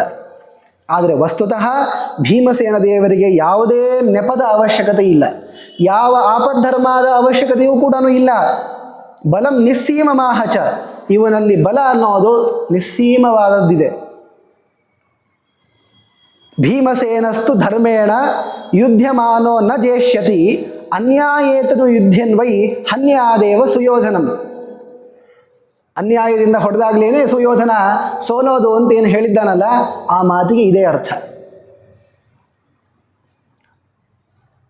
ಮತ್ತೆ ಆಚಾರ್ಯರು ಹೇಳ್ತಾರೆ, ದುರ್ಯೋಧನನಲ್ಲಿ ಅಧಿಕವಾಗಿರುವಂತಹ ಪ್ರಯತ್ನವನ್ನು ಸ್ವತಃ ಕೃಷ್ಣನೇ ಪ್ರಶಂಸೆ ಮಾಡಿದ್ಯಾಕೆ ಅಂದರೆ, ಇವನು ಎಷ್ಟೇ ಪ್ರಯತ್ನ ಪಟ್ಟರೂ ಸ್ವತಃ ಗುಣಾಧಿಕನಾಗಿರುವಂತಹ ಭೀಮನ ಮುಂದೆ ಇದು ಕಡಿಮೆನೇ ಅಲ್ಲರಿ. ಆದರೂ ಲೋಕದಲ್ಲಿ ಯೋಗ್ಯತೆ ಇದೆ ಅಂಥೇಳಿ ಪ್ರಯತ್ನವನ್ನು ಮಾಡೋದು ಬಿಡ್ತಾರೇನ್ರಿ?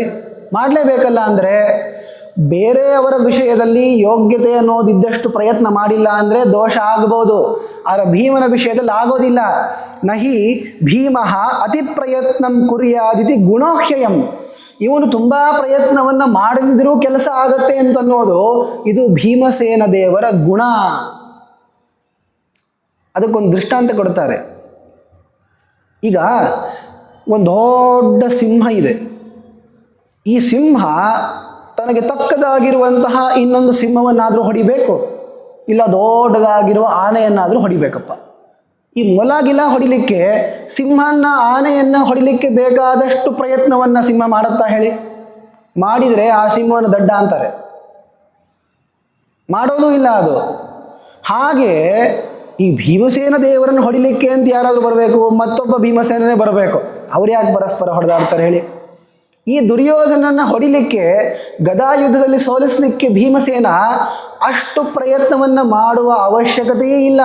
ಅಲ್ಪ ಪ್ರಯತ್ನದಿಂದಲೇ ದುರ್ಯೋಧನ ಸತ್ತೋಗ್ಬಿಡ್ತಾನೆ.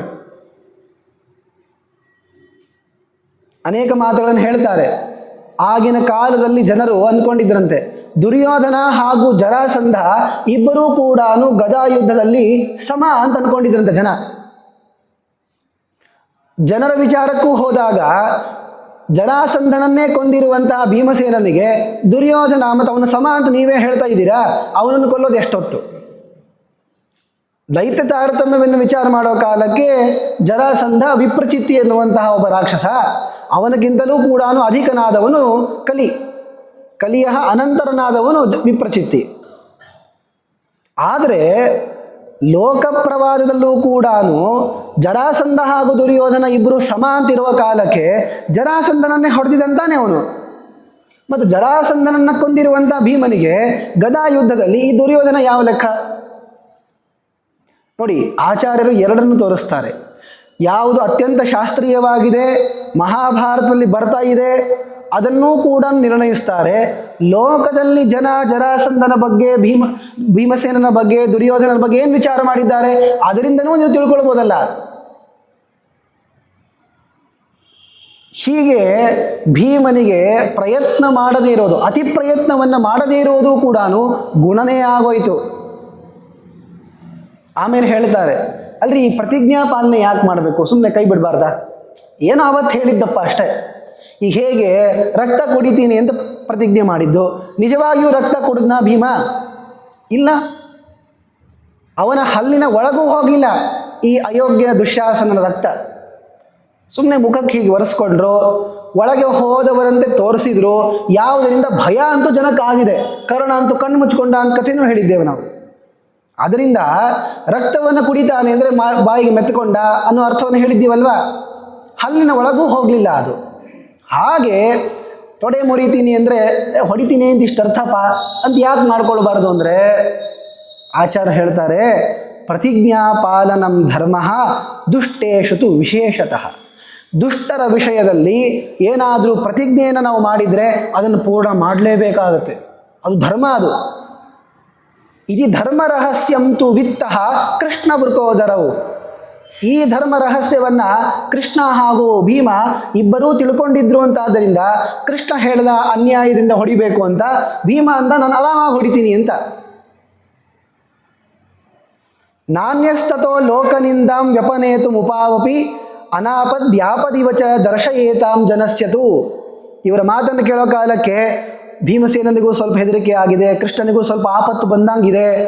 ಅದಕ್ಕೆ ಆಪತ್ ಧರ್ಮವನ್ನು ಬೋಧನೆ ಮಾಡ್ತಾ ಇರೋದು, ಅನ್ಯಾಯದಿಂದನೂ ಹೊಡೆಬಿಟ್ರೆ ಆಗತ್ತೆ ಅಂತ ಈ ಥರ ಎಲ್ಲ ಮಾತಾಡಿದ್ದು ಅಂತ ನಮಗೆ ಕಾಣಿಸ್ತದಷ್ಟೆ. ಆದರೆ ಇವರಿಗೆ ಆಪತ್ ಧರ್ಮವನ್ನು ಮಾಡುವಂತಹ ಒಂದು ಪರಿಸ್ಥಿತಿ ಬರೋದೇ ಇಲ್ಲ. ಎಲ್ಲಿ ಆಪತ್ತರಿ? ಜಗತ್ತಿನ ಆಪತ್ತನ್ನು ಪರಿಹಾರ ಮಾಡೋರು ಇವರಿಬ್ಬರು ಕೂಡ. ಆಗ ಭೀಮ ತಾನು ಊರುಭಂಗ ಪ್ರತಿಜ್ಞೆ ಮಾಡ್ತಾನೆ. ನೀನು ತೊಡೆ ಮುರಿತೀನಿ ಅನ್ನೋ ಪ್ರತಿಜ್ಞೆಯನ್ನು ಮತ್ತೆ ಮಾಡ್ತಾನೆ. ತಥೋ ಭೀಮಃ ಸರ್ವಲೋಕಸ್ಯ ಧರ್ಮಂ ಪ್ರಕಾಶಯನ್ ವಾಕ್ಯಮಿದಂ ಜಗಾದ ಊರು ತವಾಹಂ ಹಿ ಯಥಾ ಪ್ರತಿಜ್ಞಂ ಭೇತ್ಸ್ಯಾಮಿ ನೈವಾತ್ರ ವಿಚಾರಣೀಯಂ. ದುರ್ಯೋಧನ, ನೆನಪಿದೆ ಅಲ್ವಾ ಅವತ್ತೇನು ಹೇಳಿದ್ದೆ ಅಂತ?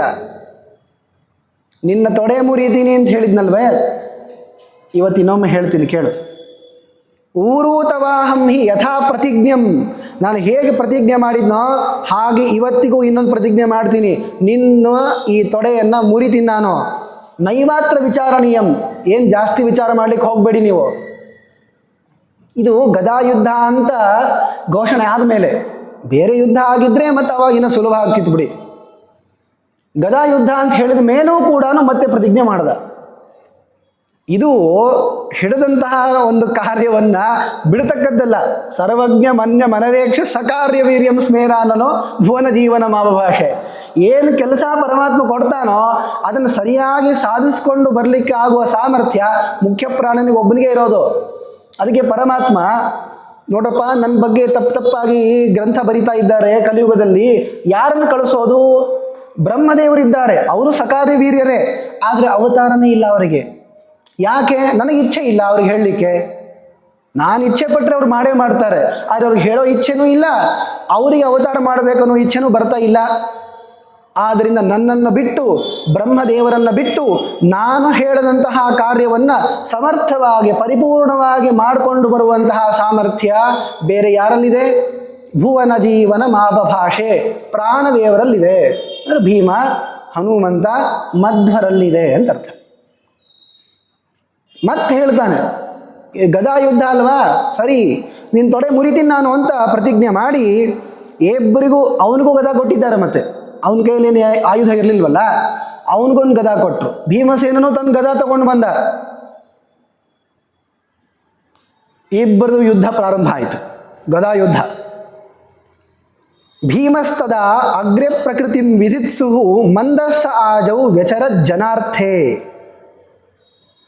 ಯುದ್ಧ ಆಡೋ ಕಾಲಕ್ಕೆ ಪ್ರಾರಂಭದಲ್ಲಿ ಕೆಲವು ಪೆಟ್ಟನ್ನು ತಿಂದ ಭೀಮನೇ. ಜನ ಅನ್ಕೊಂಡ್ಬಿಟ್ರು, ನೋಡ್ರಿ ದುರ್ಯೋಧನ ಹೇಗಿದ್ದಾನೆ ಅಂತ. ನಿಜ, ದುರ್ಯೋಧನ ಪರಾಕ್ರಮಿ ಇದ್ದಾನೆ ಅನ್ನೋದೇನು ನಮ್ಮ ಸಂಶಯ ಇಲ್ಲ. ಆದರೆ ಭೀಮನ ಕೈಯಲ್ಲಿ ಆಗಿಲ್ಲ ಅಂತ ನೀವು ಹೇಳಬೇಡಿ ಅನ್ನೋದಕ್ಕೆ ಆಚಾರ್ಯ ಹೇಳ್ತಾರೆ. ಯಾಕೆ ಆ ತರಹ ಮಾಡಿದ್ದು ಅಂದರೆ, ಪ್ರಾರಂಭದಲ್ಲಿ ಯುದ್ಧ, ಈ ಜಗಳ ಇವನ್ನೆಲ್ಲ ಮಾಡ್ಕೊಳ್ಳೋ ಕಾಲಕ್ಕೆ ಮಂದವಾಗಿ ಹೋಗಬೇಕು. ನಮ್ಮ ಶ್ರೀರಾಮಚಂದ್ರನು ಹಾಗೆ ಮಾಡಿದ್ನಂತೆ. ಅಗ್ರೇಹಿ ಮಾರ್ಧವ ಮನುಪ್ರಥಯನ್, ಸಮುದ್ರ ದಾರಿ ಬಿಡೋ, ನಾವು ಲಂಕಾಕ್ಕೆ ಹೋಗಬೇಕು ಅಂದ ರಾಮ. ಬಿಡಲ್ಲ ಅಂತ ಏನು ದೊಡ್ಡದಾಗಿರುವಂತಹ ತೆರೆಗಳನ್ನೆಲ್ಲ ಬೀಸ್ತಾ ಇದ್ದಾನೆ. ರಾಮದೇವರಿಗೆ ಸಿಟ್ಟಿಲ್ಲ, ಆದರೂ ಕಣ್ಣು ಕೆಂಪು ಮಾಡಿದರು. ಶೋಣಿ ಭವನ್ನಯನ ಕೋಣೀಜಿತಾಂಬು ನಿಧಿ ಪಾಣೀರ್ಹಿತಾರ್ಹಣ ಮಣಿ ಶ್ರೇಣಿ ವೃತಾಂಗ್ರದಿಯ ವಾಣೀಶು ಸೋನು ವರ ವಾಣಿಸ್ತುತೋ ವಿಜಯತೆ. ಕಣ್ಣು ಕೆಂಪು ಮಾಡಿದರೆ ಆಗ ವರುಣ ಹೆದರ್ಬಿಟ್ಟ. ಅಯ್ಯೋ ತಪ್ಪಾಯ್ತು ಸ್ವಾಮಿ, ಎಲ್ಲ ತನ್ನ ಹೆಂಡತೀರ ಸಮೇತವಾಗಿ ಬಂದು ತನ್ನಲ್ಲಿರುವಂತಹ ಮುತ್ತು ರತ್ನ ಪರಮಾತ್ಮನ ಕಾಲಿಗೆ ಹಾಕಿ ಸ್ವಲ್ಪ ಮಂದವಾಗಿ ನಾನು ತೆರೆಯನ್ನು ಹಾಕ್ತೀನಿ ಅಂತ ಹೇಳ್ದ. ಆಮೇಲೆ ಸೇತುವೆಯನ್ನು ಕಟ್ಟಿದ್ದು ಅಂತ. ಇದನ್ನು ಮಾಡೋಕ್ಕಿಂತ ಪೂರ್ವದಲ್ಲಿ, ಈ ತರಹ ಹೆದರಿಸೋಕ್ಕಿಂತ ಪೂರ್ವದಲ್ಲಿ ಪರಮಾತ್ಮ ದರ್ಬೆ ಹಾಸ್ಕೊಂಡು ಮಲ್ಕೊಂಡು ಬಿಟ್ಟ. ಅದನ್ನೇ ದರ್ಭಶಯನ ಅಂತನ್ನುವ ಕ್ಷೇತ್ರ ಆಗಿರೋದು. ಯಾಕೆ ಪರಮಾತ್ಮ ದರ್ಬೆ ಹಾಸ್ಕೊಂಡು ಮಲ್ಕೊಂಡ ಅಂದರೆ ಸುಸ್ತಾಯಿತು ಅಂತಲ್ಲ. ಈಗಲೇ ಹೋಗಿ ಸಮುದ್ರ ರಾಜನನ್ನು ಹೊಡೆದು ಬಡದು ಹೆದರಿಸೋದು ಬೇಡ. ಪ್ರಾರಂಭದಲ್ಲಿ ಯಾವಾಗಲೂ ಮೃದುವಾಗಿ ಭಾಷಣ ಮಾಡಬೇಕು. ಸ್ವಲ್ಪ ಮಾಡಿಕೊಡ್ತೀರಾ ಕೆಲಸವನ್ನು ಅಂತ ಕೇಳಬೇಕು. ಮಾಡಿಕೊಡಲ್ಲ ಅಂದರೆ ಮಾಡಿಕೊಡ್ತೀಯೋ ಇಲ್ಲೋ ಅಂತ ಜಬರಿಸ್ಬೇಕು. ನಿಮ್ಮ ಕೆಳಗಿನವರು ಅಂತಾಗಿದ್ರೆ ಹೊಡೆದು ಮಾಡಿಸ್ಬೇಕಾಗತ್ತೆ. ಮೊದಲಿಗೆ ಯಾವಾಗಲೂ ಕೂಡ ಮೃದುವಾಗಿ ಆಡಬೇಕು. ಭೀಮಸೇನ ಯುದ್ಧ ಮೊದಲನೇ ದಿವಸ ಆಡೋ ಕಾಲಕ್ಕೂ ಹೀಗೆ ಮಾಡಿದ್ದ. ಅಲ್ಲಿ ಹೇಳಿರುವಂಥ ಉತ್ತರ ಬೇರೆ. ಬಾಂಧವರು ಎದುರಿಗಿದ್ರು.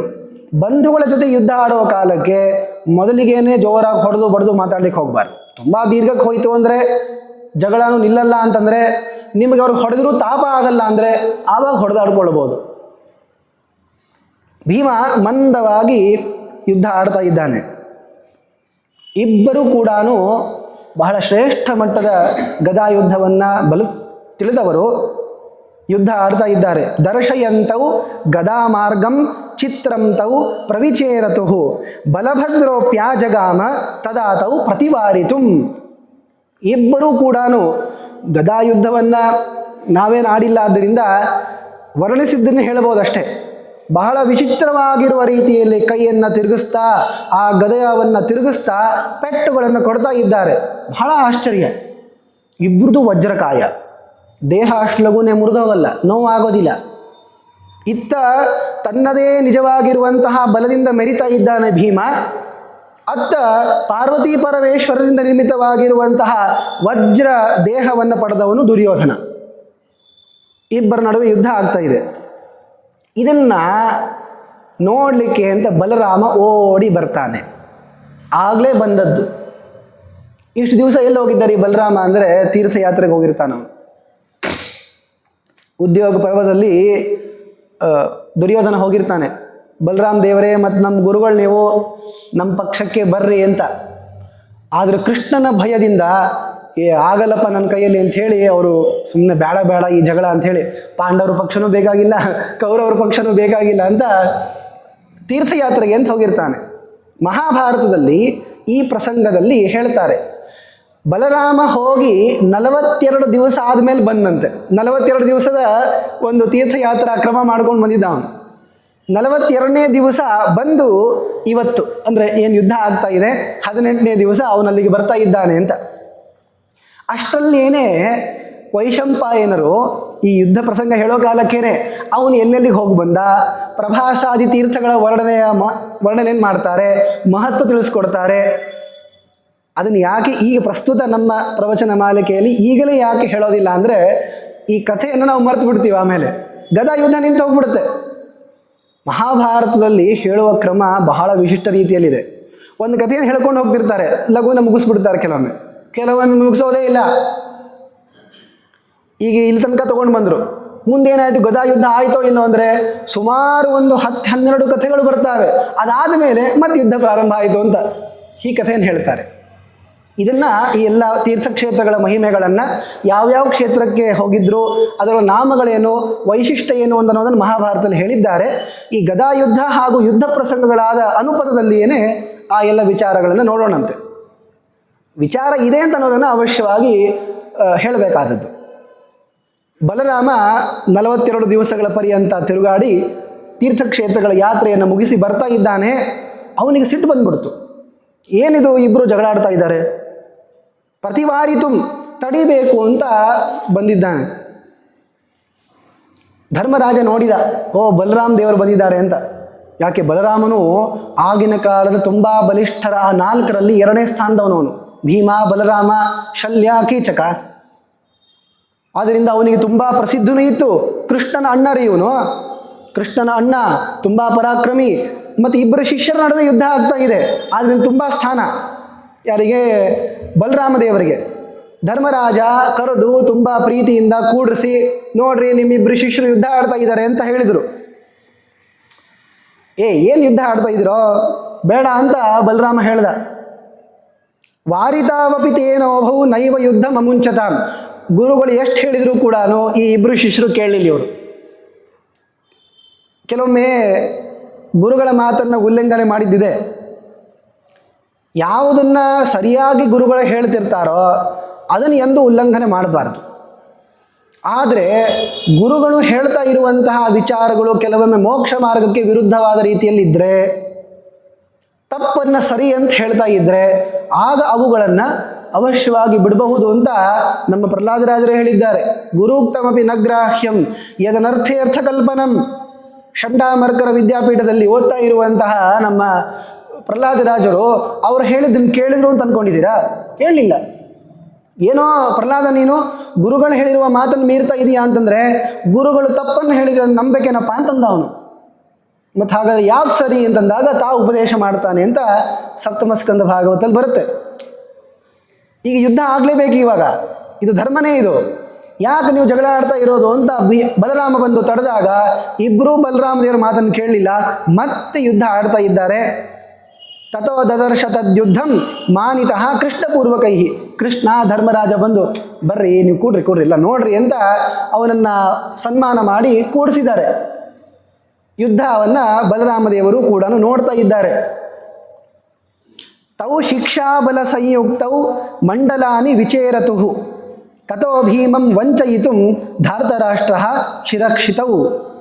ನೋಡಿ, ಇಲ್ಲಿ ಪ್ರಧಾನವಾಗಿರುವಂಥ ಒಂದು ಅಂಶ ಬರುತ್ತೆ.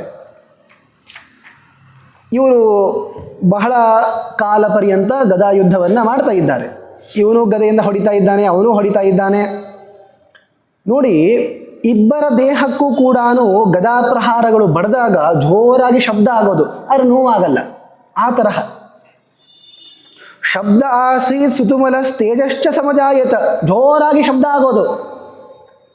ಆದರೆ ಇಬ್ಬರದು ವಜ್ರಕಾಯ ಆದ್ದರಿಂದ ತುಂಬ ಪೆಟ್ಟೇನಾಗ್ತಾ ಇರಲಿಲ್ಲ, ಮತ್ತೆ ಅದನ್ನು ಸುಧಾರಿಸ್ಕೊಂಡು ಬರ್ತಾ ಇದ್ರು. ಇಲ್ಲಿ ಕೆಲವ ಗ್ರಂಥಗಳಲ್ಲಿ, ಆಧುನಿಕ ಕಾವ್ಯಗಳಲ್ಲಿ ಭೀಮಸೇನ ದೇವರು ಮೂರ್ಛೆಗೊಂಡರು ದುರ್ಯೋಧನನ ಗದಾ ಪ್ರಹಾರದಿಂದ ಅಂತೆಲ್ಲ ಬರುತ್ತೆ. ಅದು ಸ್ವತಃ ಮಹಾಭಾರತದಲ್ಲೂ ಕೂಡ ಬರಲ್ಲ. ಅದು ದುರ್ಯೋಧನ ತುಂಬ ಪರಾಕ್ರಮಿ ಇದ್ದ ಅಂತ ತೋರಿಸ್ಲಿಕ್ಕೆ ಆ ತರಹ ಕವಿಗಳು ಕಲ್ಪನೆಯನ್ನು ಮಾಡ್ತಾರೆ.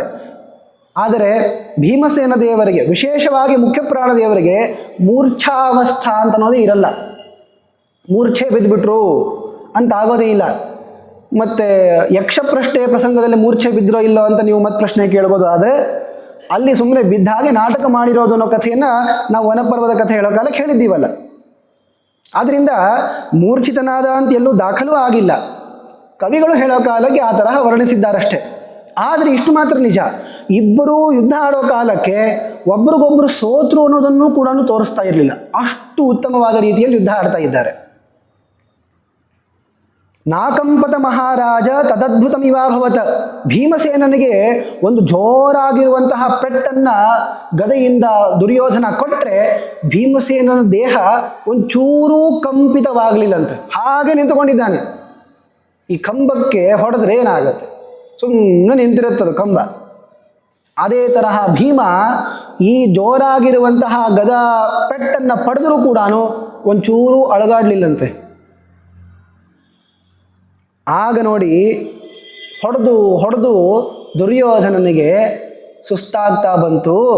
ಅವನು ವಿಚಾರ ಮಾಡ್ದ, ಹೀಗೆ ಹೊಡಿತಾ ಇದ್ದರೆ ಭೀಮಸೇನನನ್ನು ಹೊಡಿಲಿಕ್ಕಾಗಲ್ಲ. ನೋಡಿ, ಜರಾಸಂಧನನ್ನು ಹೊಡೆಯೋ ಕಾಲಕ್ಕೂ 13 ದಿವಸಗಳ ಪರ್ಯಂತ ಅವನು ತುಂಬ ಪರಾಕ್ರಮದಿಂದನೇ ಯುದ್ಧ ಆಡಿದ್ದ. 14ನೇ ದಿವಸ ಸ್ವಲ್ಪ ಶಕ್ತಿ ಕುಂದಲಿಕ್ಕೆ ಬಂತು. 15ನೇ ದಿವಸ ಭೀಮ ನೋಡಿ ಅವನನ್ನು ಹೊಡೆದು ಹಾಕಿಬಿಡ್ತಾನೆ. 15 ದಿವಸ ಬಿಟ್ಟಿದ್ದಾನೆ. ಮತ್ತು ಇದು 15 ದಿವಸ ಏನು, ಈಗ 18 ದಿವಸ ಆದಾಗ ಇನ್ನೊಂದು 18 ದಿವಸ ಆಗುತ್ತೆ. ಆದರೆ ದುರ್ಯೋಧನ ಏನು ಮಾಡಿದ ಅಂದರೆ, ಭೀಮಸೇನ ದೇವರನ್ನು ವಂಚಿಸಬೇಕು ಅಂತ ಮಂಡಲಾಕಾರವಾಗಿ ತಲೆ ಕೆಳಗೆ ಮಾಡಿ ತನ್ನ ತೊಡೆಯನ್ನು ಮೇಲ್ ಮಾಡಿದ. ಈಗ ನೋಡಿ, ಅವನಿಗೆ ಗೊತ್ತಿದೆ ಭೀಮ ನನ್ನನ್ನು ಹೊಡಿಬೇಕು ಅಂದರೆ ಸುಮ್ಮನೆ ಎಲ್ಲೋ ಹೊಡೆಯಲ್ಲ, ಅವನ ತೊಡೆ ಮುರಿಲಿಕ್ಕೆ ಅಂತಲೇ ಪ್ರಯತ್ನ ಮಾಡೋದು ಅಂತ ದುರ್ಯೋಧನನಿಗೆ ಗೊತ್ತಿದೆ. ಯಾಕೆ? ಪ್ರತಿಜ್ಞೆಯನ್ನು ಎದುರಿಗೇನೆ ಮಾಡಿದ್ದಾನಲ್ಲ.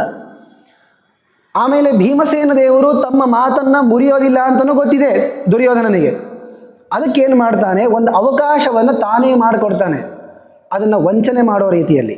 ಭೀಮಸೇನ ದೇವರು ಇಲ್ಲಿಯ ಪರ್ಯಂತ ಒಂದೇಟನ್ನು ಕೂಡ ಹೊಕ್ಕಳಿನ ಕೆಳಗೆ, ನಾಭಿಯ ಕೆಳಗೆ ಹೊಡೆದಿರಲಿಲ್ಲ. ಈಗ ಭೀಮಸೇನ ದೇವರಿಂದ ಕೊಡುವಂತಹ ಪೆಟ್ಟು ನಾಭಿಯ ಭಾಗಕ್ಕೆ ಬೀಳಬೇಕು, ಭೀಮಸೇನ ದೇವರು ಅಧರ್ಮ ಮಾಡಿದರು ಅಂತನ್ನುವಂತಹ ಅಪಕೀರ್ತಿ ಬರಲಿ ಅಂತ ತಾನು ತನ್ನ ತೊಡೆಗಳನ್ನು ಸ್ವಲ್ಪ ಮೇಲ್ ಮಾಡ್ತಾನೆ, ತಲೆ ಕೆಳಗೆ ಮಾಡ್ತಾನೆ. ಆಗಲೇ ಭೀಮ ಜೋರಾಗಿ ಹೊಡೆದು ಬಿಡ್ತಾನೆ.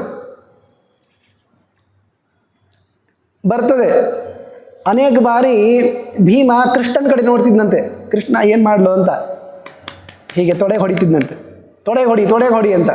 ತೊಡೆಗೆ ಹೊಡಿ ಅಂತಂದರೆ ತೊಡೆಗೆ ಹೊಡಿಬಾರ್ದು ಅಂತ ನಿಯಮವನ್ನೇ ಹೇಳಿದ್ದೀವಲ್ಲ, ಅಂದರೆ ತೊಡೆ ಮುರಿಬೇಕು ಅಂತ ಆಗಾಗ ನೆನಪಿಸ್ತಿದ್ದ ಅಂತ ಅರ್ಥ ಹೇಳ್ತಾರೆ. ಭೀಮಸೇನ ದೇವರಿಗೆ ಮರ್ತು ಹೋಗಿತ್ತು ಅಲ್ರಿ, ಈಗಾದರೂ ಪ್ರತಿಜ್ಞೆ ಮಾಡಿ ಬಂದಿದ್ದಾನೆ. ಭಾಳ ಆದರೆ ಒಂದು 4 ತಾಸು ಆಗಿಲ್ಲಪ್ಪ, ಅಷ್ಟರಲ್ಲೇ ಮರ್ತು ಬಿಡ್ತಾನ. ಅದಕ್ಕೆಲ್ಲ ಅಭಿಪ್ರಾಯ ಏನು ಅಂದರೆ, ಬಹಳ ಅಂದರೆ ತೊಡೆಯನ್ನು ಮುರಿಯುವಂತಹ ಪ್ರತಿಜ್ಞೆಯನ್ನು ನೀನು ಬಿಡಬೇಡ ಅಂತ ಕೃಷ್ಣ ತೋರಿಸ್ತಿದ್ದಾನೆ ಅಂತ ಹೀಗೆ ಕಲ್ಪನೆ ಮಾಡಬೇಕಷ್ಟೇ ಹೊರತು ಭೀಮಸೇನಿಗೆ ಮರ್ತು ಹೋಗಿತ್ತು ಅಂತೆಲ್ಲ ಹೇಳಿಕ್ಕೆ ಬರತ್ತಾ?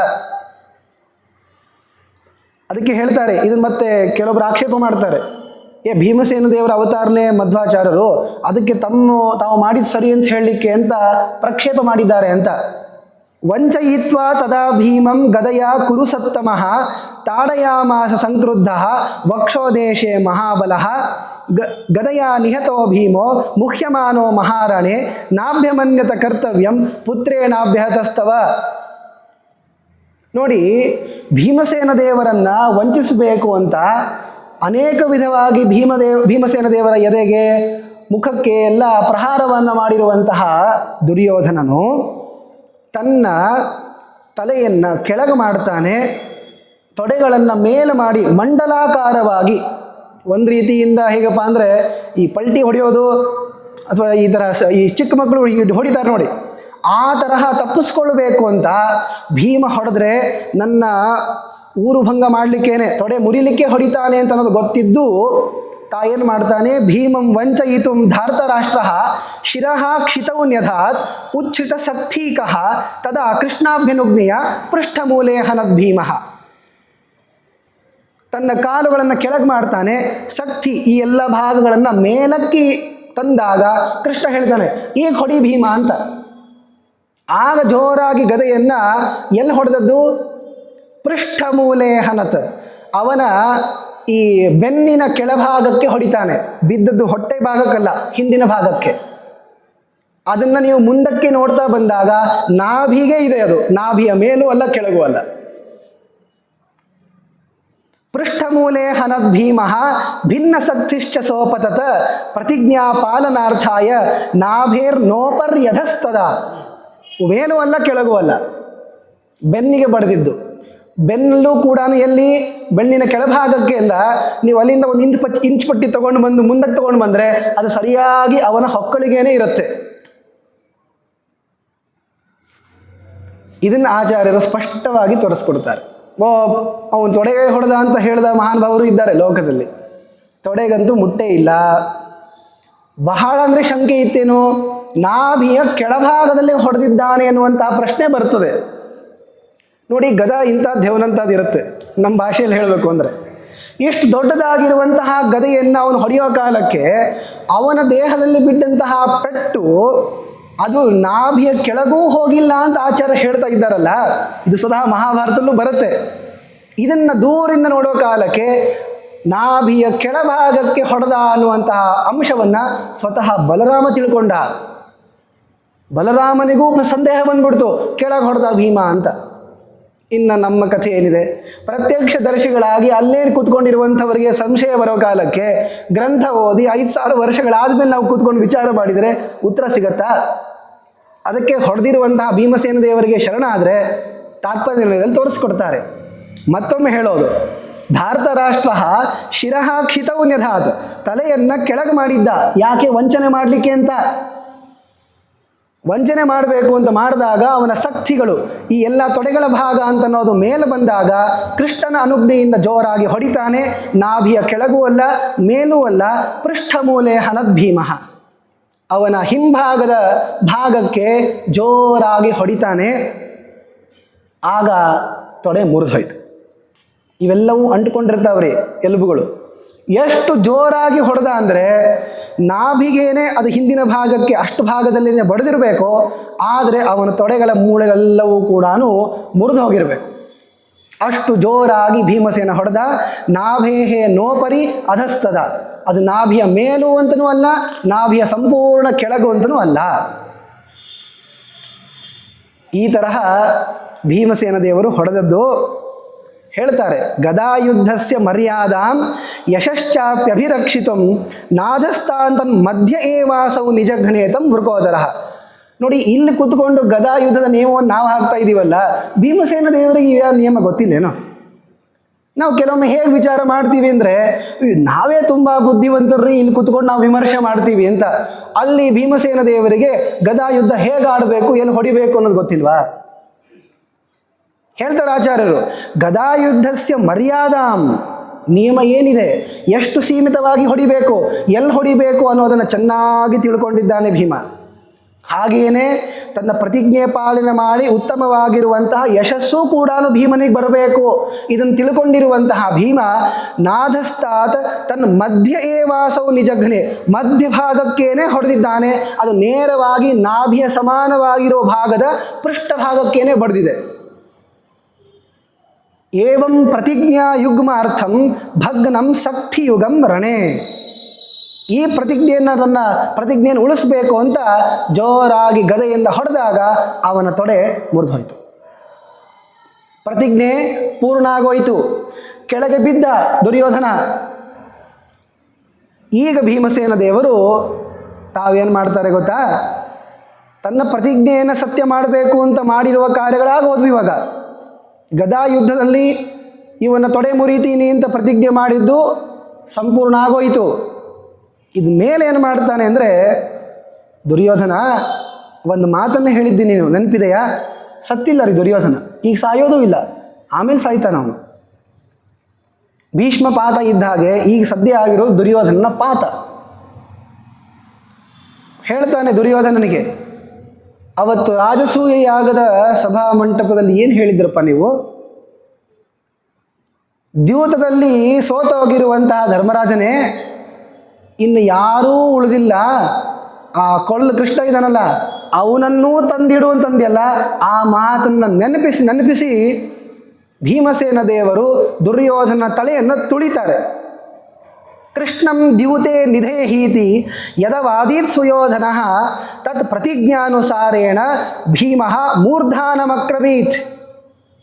ಅವನ ತಲೆಯನ್ನು ನೆಲಕ್ಕೆ ಒರೆಸ್ತಾ ಇದ್ದಾರೆ, ತುಳಿತಾ ಇದ್ದಾರೆ ಅವನು. ಆಗಲೇ ಋಷಭ ಸೂಕ್ತವನ್ನು ನೋಡ್ತಾ ಇದ್ದಾರೆ ಭೀಮಸೇನ ದೇವರು. ದುಶ್ಯಾಸನನ್ನು ಸಂಹಾರ ಮಾಡೋ ಕಾಲಕ್ಕೆ ನರಸಿಂಹದೇವರ ರೂಪವನ್ನು ತೋರಿಸಿದ್ದ ಭೀಮ, ಎದೆ ಸೀಳಿ ರಕ್ತ ಕೊಡುತ್ತಿದ್ದ. ಈಗ ಋಷಭ ಸೂಕ್ತ ಅಂತ ಇನ್ನೊಂದು ಅದ್ಭುತವಾಗಿರುವ ಸೂಕ್ತ, ಅದನ್ನು ಸಪದ್ನಗ್ನ ಸೂಕ್ತ ಅಂತಲೂ ಕೆಲವರು ಕರೀತಾರೆ.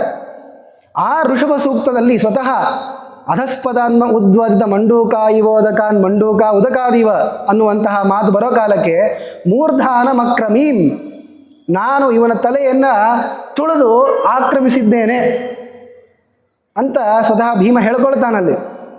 ಅದೇ ತರಹ ಇವನನ್ನು ಕೆಳಗೆ ಬೀಳಿಸಿ ಇವನ ತಲೆಯನ್ನು ತುಳಿತಾನೆ. ಯಾಕೆ? ಕೃಷ್ಣನನ್ನು ನೀನು ದ್ಯೂತದಲ್ಲಿ ಪಣ ಇಡು ಅಂತ ಹೇಳಿದ್ದೆಲ್ಲ ಆ ಮಾತಾಡಿದ್ದಕ್ಕಿದು ಫಲ.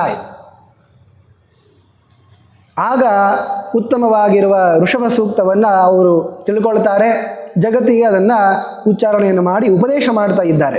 ಹೀಗೆ ಒಂದು ಮನ್ಯು ಸೂಕ್ತ, ಇನ್ನೊಂದು ಋಷಭ ಸೂಕ್ತ, ಎರಡೂ ಕೂಡ ವಿಶಿಷ್ಟವಾದ ರೀತಿಯಲ್ಲಿ ಭೀಮಸೇನ ದೇವರಿಂದ ಲೋಕದಲ್ಲಿ ಪ್ರವರ್ತಿತವಾಗಿ ಬಂದಿದೆ. ಆಗ ತಲೆಗೆ ಒದಿತಾ ಇದ್ದಾನೆ.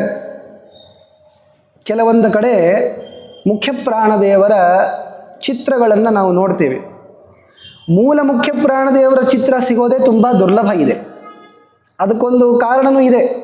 ಒಬ್ಬ ಋಷಿಗಳು ಶಾಪ ಕೊಟ್ಟಿದ್ದರು ಮುಖ್ಯ ಪ್ರಾಣದೇವರಿಗೆ, ಅದಕ್ಕೆ ಮೂಲ ರೂಪದ ಬಗ್ಗೆ ಅಷ್ಟು ಜ್ಞಾನ ಆಗೋದಿಲ್ಲ ಅಂತ.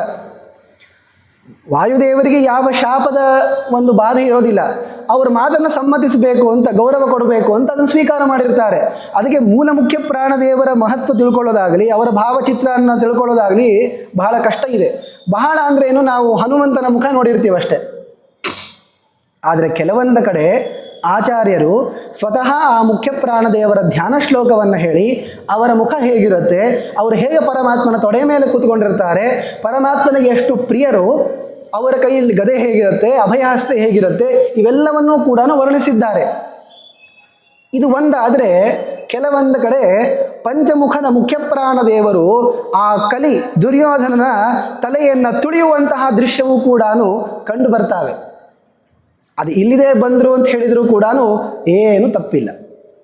ಕೃಷ್ಣನನ್ನು ನೀನು ದ್ಯೂತಕ್ಕೆ ಪಣ ಇಡು ಅಂತ ಹೇಳಿದ್ಯಲ್ಲ, ಅದಕ್ಕೆ ಶಿಕ್ಷೆ ನಿನಗೆ ಅಂತ ಕೆಳಗೆ ಬೀಳಿಸಿ ಅವನ ತಲೆಯನ್ನು ತುಳಿತಾರೆ.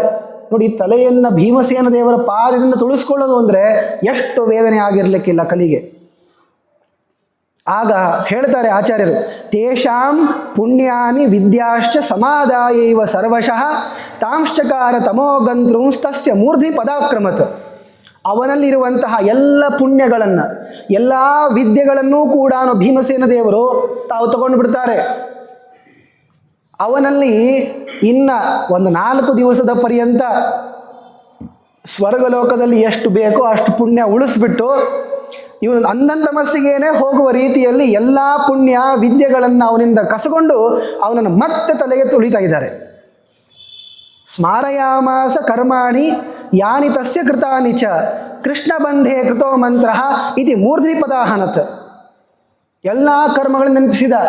ದ್ರೌಪದಿಗೆ ಅಂದದ್ದೇನು, ನಮಗೆ ವಿಷ ಹಾಕಿದ್ದೇನು, 1 2 ದುರ್ಯೋಧನ ಮಾಡಿರೋದು ಎಲ್ಲವನ್ನೂ ಮಾಡಿದ್ದನ್ನು ಭೀಮ ಹೇಳಿ ಹೇಳಿ ಅವನ ತಲೆಯನ್ನು ತುಳಿತಾ ಇದ್ದಾನೆ.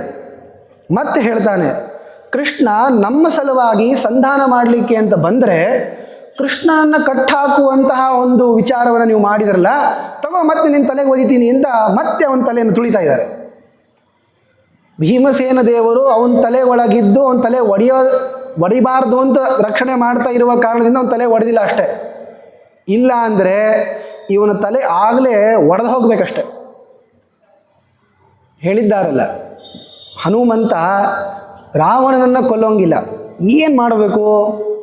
ಆದರೆ ಮತ್ತೆ ಸೀತಾದೇವಿಯ ಆಕೃತಿಗಂತೂ ತುಂಬ ಕಾಟ ಕೊಟ್ಟಿದ್ದಾನಲ್ಲ, ಅದಕ್ಕೆ ಜೋರಾಗಿ ಮುಷ್ಟಿಪ್ರಹಾರಂ ದಶಕಾಯ ಸೀತಾ ಸಂತರ್ಜನಾಗ್ರೋತ್ತರ ಮೇಷಕೋದಾತ್, ಜೋರಾಗಿ ಒಂದು ಮುಷ್ಟಿಪ್ರಹಾರ ಮಾಡಿದ್ದ.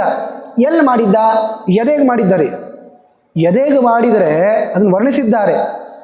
ದೃಷ್ಟ ದುಷ್ಟಾಧಿಪೋರ ಸ್ಫುಟಿತ ಕನಕ ಸದ್ವರ್ಮ ಘೃಷ್ಟಾಸ್ಥಿಕೂಟಂ ನಿಷ್ಪಿಷ್ಟಂ ಹಾಟಕಾದ್ರಿ ಪ್ರಕಟ ತಟ ತಟಾಕಾದಿ ಶಂಕೋ ಜನೋಭೂತ್. ಆ ರಾವಣನ ಎದೆಗೆ ಹನುಮಂತ ಜೋರಾಗಿ ಗುದ್ದಿದ್ರೆ ಅವನ ಬಂಗಾರದ ಕವಚ ಇತ್ತು, ಕವಚ ಮುರುಕೊಂಡು ಎದೆ ಮುರಿದು ಎದೆ ಸೀಳಿ ರಕ್ತ ಹೊರಗೆ ಬರ್ತಾ ಇದೆ. ಅದು ಹೇಗೆ ಕಾಣಿಸ್ತಾ ಇತ್ತು ಅಂದರೆ, ಬಂಗಾರದ ಇವನು ಉನ್ನತವಾಗಿರುವ ದೇಹ, ಒಂದು ರಾವಣನು ತುಂಬ ಭಾರಿ ಇದ್ದ, ಅವನ ಎದೆ ಉನ್ನತವಾಗಿರುವಂತಹ ಬಂಗಾರಮಯವಾಗಿರುವಂತಹ ಪರ್ವತ ಅಂದರೆ ಮೇರು ಪರ್ವತ. ಆ ಮೇರು ಪರ್ವತದ ಮೇಲಿಂದ ಕೆಂಪಾಗಿರುವಂತಹ ರಕ್ತ ಸೇರೋದು ಅಂದರೆ ಆ ಮೇರು ಪರ್ವತದ ಮೇಲೆ ದೊಡ್ಡ ರಕ್ತದ ಸರೋವರ ಇದೆ ಅನ್ನೋ ತರಹ ಕಾಣಿಸ್ತು ಜನಕ್ಕೆ ಅಂತ ವಾಯುಸ್ತುತಿಯಲ್ಲಿ ವರ್ಣಿಸಿದ್ದಾರೆ ನೋಡಿ. ಆ ತರಹ ಹನುಮಂತ ಹೊಡೆದಿದ್ದು. ದುಶ್ಯಾಸನನ್ನು ಹೊಡೆದಿದ್ದಾರೆ. ಇಲ್ಲಿ ಭೀಮಸೇನ ದುರ್ಯೋಧನನನ್ನು ಪ್ರತಿಯೊಂದು ಅವನು ಮಾಡಿರುವ ತಪ್ಪನ್ನು ಅವನಿಗೆ ನೆನಪಿಸಿ ಅವನ ತಲೆಯನ್ನು ಜೋರಾಗಿ ತುಳಿತಾ ಇದ್ದಾನೆ. ಪುನಃ ಪುನಶ್ಚ ತದ್ವೀಕ್ಷ್ಯ ಚುಕ್ರೋಧ ಮುಸಲಾಯುಧ ಚುಕ್ರೋಶ ನೈವ ಧರ್ಮೋಯಂ ಇತ್ಯಸ ಊರ್ಧ್ವಬಾಹುಕಃ. ಇದನ್ನು ಕಣ್ಣಾರೆ ನೋಡ್ತಾ ಇದ್ದಾನೆ ಬಲರಾಮ. ತುಳಿದು ತುಳಿದು ತುಳಿದು ದುರ್ಯೋಧನನ ತಲೆಯನ್ನು ಹೇಗೆ ಮಾಡಿದ್ದಾನೆ ಭೀಮ ಅಂದರೆ, ಅದನ್ನು ನೋಡಿ ಬಲರಾಮನಿಗೆ ಸಿಟ್ಟು ಬಂತು. ತಮ್ಮ ಶಿಷ್ಯ ಸುಭದ್ರೆಯನ್ನು ಕೊಡ್ತೀನಿ ಅಂತ ಮಾತು ಕೊಟ್ಟಿದ್ದ, ಕೊಡ್ಲಿಕ್ಕಾಗಿಲ್ಲ, ಅದು ಬೇರೆ ವಿಚಾರ. ಅದು ಪ್ರೀತಿಯಂತೂ ಇದೆ. ಎರಡೂ ಕೈಗಳನ್ನು ಮೇಲೆತ್ತಿ ಇದು ಧರ್ಮ ಅಲ್ಲ ಅಂತ ಕೂಗ್ಬಿಟ್ಟ. ಅಧರ್ಮ ಇದು. ಭೀಮಸೇನ ಏನೂ ವಿಚಾರ ಮಾಡಲಿಲ್ಲ, ಹಾಗೆ ಒದಿತಾ ಇದ್ದಾನೆ. ಅವನಿಗೆ ಸಾಯ್ಬೇಕಲ್ಲ ಇವನು. ಪುನಃ ಕ್ರೋಧಾಭಿತಾಮ್ರಾಕ್ಷ ಆದಾಯ ಮುಸಲಂ ಹಲಂ. ನಮ್ಮ ಶೇಷದೇವರ ಆಯುಧಗಳು, ಒಂದು ಒನಕೆ, ಇನ್ನೊಂದು ನೇಗಿಲು. ಅದನ್ನು ಬಲರಾಮನು ಇಟ್ಕೊಂಡಿರ್ತಾನೆ. ಒನಕೆ ನೇಗಿಲಿಂದ ಏನಾಗುತ್ತೆ ಅಂತ ನೀವು ತಾತ್ಸಾರ ಮಾಡಬೇಡಿ, ಇಡೀ ಭೂಮಿಯನ್ನು ನಾಶ ಮಾಡಿಬಿಡ್ತಾರೆ ಅವರು, ಅಷ್ಟು ಶಕ್ತಿ ಇದೆ ಅವರಿಗೆ. ಕೈಯಲ್ಲಿ ಸಿಟ್ಟು ಬಂತು ಬಲರಾಮನಿಗೆ, ನನ್ನ ಶಿಷ್ಯನನ್ನು ಹೀಗೆ ಹೊಡಿತೀಯ ನೀನು, ಅಧರ್ಮ ಇದು ಅಂತ ಕೂಗ್ತಾ ಕಣ್ಣನ್ನು ಕೆಂಪು ಮಾಡಿ ಕೈಯಲ್ಲಿ ನೇಗಿಲು ಹಾಗೂ ಆ ಒನಕೆಯನ್ನು ಹಿಡ್ಕೊಂಡು ಭೀಮಸೇನ ದೇವರನ್ನು ಹೊಡಿಬೇಕು ಅಂತ ಬರ್ತಾ ಇದ್ದಾನೆ. ಪ್ರದುದ್ರಾವ ಭೀಮಂ ತಂ ನಚಚಾಲ ವೃಕೋದರ. ಅವನು ಓಡು ಬಂದರೆ ಒಂದು ಸ್ವಲ್ಪವೂ ಭೀಮ ಸರಿಲಿಲ್ಲ, ಅಲ್ಲೇ ನಿಂತ್ಕೊಂಡಿದ್ದಾನೆ. ಬಾ ನೋಡ್ತೀನಿ ಅಂತ. ಯಾರು ತಾನೇ ಆ ಮುಖ್ಯ ಪ್ರಾಣದೇವರು ಎದುರು ನಿಂದಿರ್ತಾರೆ. ಇದೇ ತರಹ ಶೇಷದೇವರು ಮುಖ್ಯ ಪ್ರಾಣದೇವರನ್ನು ಎದುರು ಹಾಕ್ಕೊಂಡು ಉರುಳು ಹೋಗಿ ಕೊನೆಗೆ ಆನಂದಗಿರಿ ನಿಂತ್ಕೊಂಡಿದ್ದು. ವೆಂಕಟಾಚಲ ಶೇಷಾಚಲ ಕಥೆ ನೆನಪಿಲ್ವಾ? ಮೂಲ ರೂಪದಲ್ಲೇನೆ ಹೊಡೆದು ಹಾಕಿರುವಂತಹ ಹನುಮಂತನಿಗೆ, ಮುಖ್ಯ ಪ್ರಾಣದೇವರಿಗೆ ಇತ್ತಮೇವನ ಹಿತಂ, ಅದೇ ಮೂಲ ರೂಪದಷ್ಟೇ ಸಮಾನವಾಗಿರುವ ಬಲ ಜ್ಞಾನವುಗಳು ಎಲ್ಲವೂ ಅವತಾರ ರೂಪದಲ್ಲಿರ್ತವೆ, ಇವರಿಗಿರಲ್ಲ. ಮೂಲ ರೂಪವನ್ನೇ ಸೋಲಿಸಿದ ಮೇಲೆ ಈ ಬಲರಾಮನನ್ನು ಸೋಲಿಸೋದು ಎಷ್ಟೊತ್ತಿದೆ? ಬಾ ಅಂತೇನು ಕರೆದಿಲ್ಲ. ಆದರೆ ಅವನು ಆ ತರಹ ಸಿಟ್ಟಿನಿಂದ ಬಲರಾಮ ಕೈಯಲ್ಲಿ ಆಯುಧಗಳನ್ನು ಹಿಡಿದು ಹೊಡಿಲಿಕ್ಕೆ ಅಂತ ಬಂದರೆ ಒಂದು ಸ್ವಲ್ಪ ಆದರೂ ಕೂಡ ಕಣ್ಣನ್ನು ಪಿಳುಗಿಸಿ ಹಿಂಸರ್ದ, ಏನೂ ಮಾಡಲಿಲ್ಲ ಭೀಮ. ಹೇಗೆ ಅವನನ್ನು ತುಳಿಬೇಕು ಅಂತ ತಲೆ ಮೇಲೆ ಕಾಲಿಟ್ಟು ನಿಂತ್ಕೊಂಡಿದ್ದಾನೋ ಹಾಗೆ ನಿಂತ್ಕೊಂಡಿದ್ದಾನೆ. ಏನೂ ಭಯ ಇಲ್ಲ. ಅಭಯೇ ಸಂಸ್ಥಿತೇ ಭೀಮೆ ರಾಮಂ ಜಗ್ರಾಹ ಕೇಶವ. ಕೃಷ್ಣ, ಈ ಬಾಳಣ್ಣ ನೀ ಯಾಕೆ ಹೋಗ್ತೀಯ ಅಲ್ಲಿ ಭೀಮನ್ ತಂಟೆಗೆ, ವಾಪಸ್ ಬಾ ಅಂತಂದ. ಅಲ್ಲೋ ಅಧರ್ಮದಿಂದ ಕೊಲ್ತಾ ಇದ್ದಾನೆ ಭೀಮ, ದುರ್ಯೋಧನ ಅಂತ ಹೇಳಿದಾಗ ಕೃಷ್ಣ ಹೇಳ್ತಾನೆ, ಧರ್ಮೇಣ ನಿಹತಃ ಭೀಮೇನಾಯಂ ಸುಯೋಧನ. ನೋಡೋಣ, ಭೀಮ ಮಾಡಿರೋದು ಧರ್ಮನೇ, ನಿನಗೆ ಗೊತ್ತಿಲ್ಲ ಸುಮ್ಮನೆ ಇರು. ಅನೇಕ ಬಾರಿ ಬಲರಾಮ ಕೃಷ್ಣನ ಮಾತನ್ನು ಮೀರಿ ಹೋಗಿದ್ದಾನೆ. ಕೃಷ್ಣ ಅದಕ್ಕೆ ತಕ್ಕದಾಗಿರುವಂತಹ ಶಾಸ್ತಿಯನ್ನು ಮಾಡಿದ್ದಾನೆ. ಅದಕ್ಕೆ ಕಾರಣ ಏನು? ಸೇವಾ ಖಿನ್ನ ಲಕ್ಷ್ಮಣೋಗ್ರೆ ಹರೇರ್ಭೂತ್. ತುಂಬ ಸೇವೆಯನ್ನು ಮಾಡಿದ್ದ ಲಕ್ಷ್ಮಣ, ಶ್ರೀರಾಮಚಂದ್ರನ ಸೇವೆಯನ್ನು, ಅದಕ್ಕೆ ತುಂಬ ಕಷ್ಟಪಟ್ಟು ಲಕ್ಷ್ಮಣ ಕೃಷ್ಣನ ಅಣ್ಣನಾದ. ಯಾಕೆ? ಇವಾಗ ಅಷ್ಟು ಸೇವಾ ಅಂತೂ ಮಾಡಬೇಕಾಗಿಲ್ಲ, ಭೂಭಾರ ಹರಣಾತ್ಮಕ ಕಾರ್ಯ ಏನು ಮಾಡಬೇಕು ಅದನ್ನು ಮಾಡ್ತಾನೆ. ಆದರೆ ಕೃಷ್ಣನ ಕಾಲು ಒತ್ತೋದು ಒಲೆ ಏನು ಮಾಡೋ ಅವಶ್ಯಕತೆ ಇಲ್ಲಲ್ಲ, ತಮ್ಮಂದ್ರಾದರೆ ಮಾಡಬೇಕಪ್ಪ, ಅದಕ್ಕೆ ಅಣ್ಣಾಗಿ ಹುಟ್ಟುಬಿಡ್ತೀನಿ ಅಂತ ಹುಟ್ಟಿದ್ದ ಅವನು. ಆದರೂ ಕೃಷ್ಣ ಎಲ್ಲೆಲ್ಲಿ ಅವನನ್ನು ತಿದ್ದಬೇಕು ಅಂತ ಮಾಡ್ತಿದ್ನೋ ಅವೆಲ್ಲ ತಿದ್ದಿಸಿದ್ದಾನೆ. ಸಮಂತಕ ಮಣಿಯ ವಿಷಯದಲ್ಲಿ, ಕೃಷ್ಣನ ವಿಷಯದಲ್ಲಿ ಅವನಿಗೆ ಸಿಟ್ಟು ಬಂದಿತ್ತು. ಏನು ಮಾಡ್ಕೊಳ್ಳಪ್ಪ ಅಂತ ಕೃಷ್ಣ ಬಿಟ್ಟುಬಿಟ್ಟಿದ್ದ, ಆವಾಗ ಸಿಟ್ಟು ಬಂದಿತ್ತು.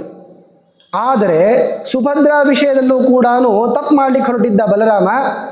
ಕೃಷ್ಣ ಅವನು ಸ್ವತಂತ್ರ, ಸುಭದ್ರೆಯನ್ನು ಅರ್ಜುನನೇ ಕೊಟ್ಟು ವಿವಾಹ ಮಾಡಿಬಿಟ್ಟ. ಆವಾಗ ಬಲರಾಮ ನೆನಪಿಗೆ ಬರುತ್ತೆ, ನೋಡಪ್ಪ ನಾವು ಪ್ರಾಯಶಃ ಕೃಷ್ಣನ ಸಂಕಲ್ಪಕ್ಕೆ ವಿರುದ್ಧ ಹೋಗ್ತಾ ಇದ್ದೀವಿ, ನೀವು ಯಾರೂ ಹೋಗ್ಲಿಕ್ಕೆ ಹೋಗಬೇಡಿ ಅರ್ಜುನನ ಎದುರಿಗೆ ಅಂತ ಹೇಳಿ ಸುಮ್ಮನಾಗ್ಬಿಡ್ತಾನೆ. ಆಗಾಗ ಬಲರಾಮ ಕೃಷ್ಣನ ಮಾತನ್ನು ಮೀರಿದ್ದಿದೆ. ಆಗ ಕೃಷ್ಣ ಪರಮಾತ್ಮ ಅವನನ್ನು ಮತ್ತೆ ಸರಿಯಾದ ಹಾದಿಯಲ್ಲಿ ತರ್ತಾನೆ. ಇಲ್ಲೂ ಹೇಳ್ತಾನೆ, ಭೀಮಸೇನ ಎಲ್ಲಿ ಹೊಡಿಬೇಕೋ ಗದಾಯುದ್ಧದ ನಿಯಮದ ಪ್ರಕಾರ ಅವನನ್ನು ನಾಭಿಯ ಸಮಾನ ದೇಶದ ಪೃಷ್ಠಭಾಗದಲ್ಲೇನೆ ಹೊಡೆದಿರೋದು, ಕೆಳಗಲ್ಲ. ಈಗ ಒಂದು ನಿಯಮ ಹೇಳ್ತಾನೆ ಪರಮಾತ್ಮ, ನ ಮಂಡಲೇ ಅಭಿಸಾರೇವ ನಾಪಸಾರೇ ಚ ನಾಭಿತಃ ಅಧೋಹನ್ಯಾದು ವಂಚಯಂತಂ ಅಧೋ ಹತ್ವಾ ನ ದುಷ್ಯತಿ. ಕೃಷ್ಣನ ಮಾತು ಯಾವ ತರಹ ಇದೆ ಎಲ್ಲರೂ ಗಮನ ಇಟ್ಟು ಕೇಳಬೇಕಾಗತ್ತೆ.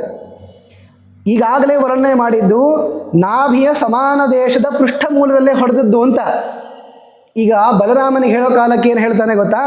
ನ ಮಂಡಲೆ, ಮಂಡಲಾಕಾರವಾಗಿ ತಿರುಗಿ ಬಂದು ಹೊಡಿತಿರುವ ಕಾಲಕ್ಕೆ, ಅಭಿಸಾರೆ ಎದುರಿಗೆ ಬಂದು ಹೊಡಿತಿರುವ ಕಾಲಕ್ಕೆ, ನಾಪಸಾರೆ ಅವನ ಪೆಟ್ಟನ್ನು ಪರಿಹರಿಸಿಕೊಳ್ಳಬೇಕು ಅಂತ ಹಿಂಸರಿಯೋ ಕಾಲಕ್ಕೆ,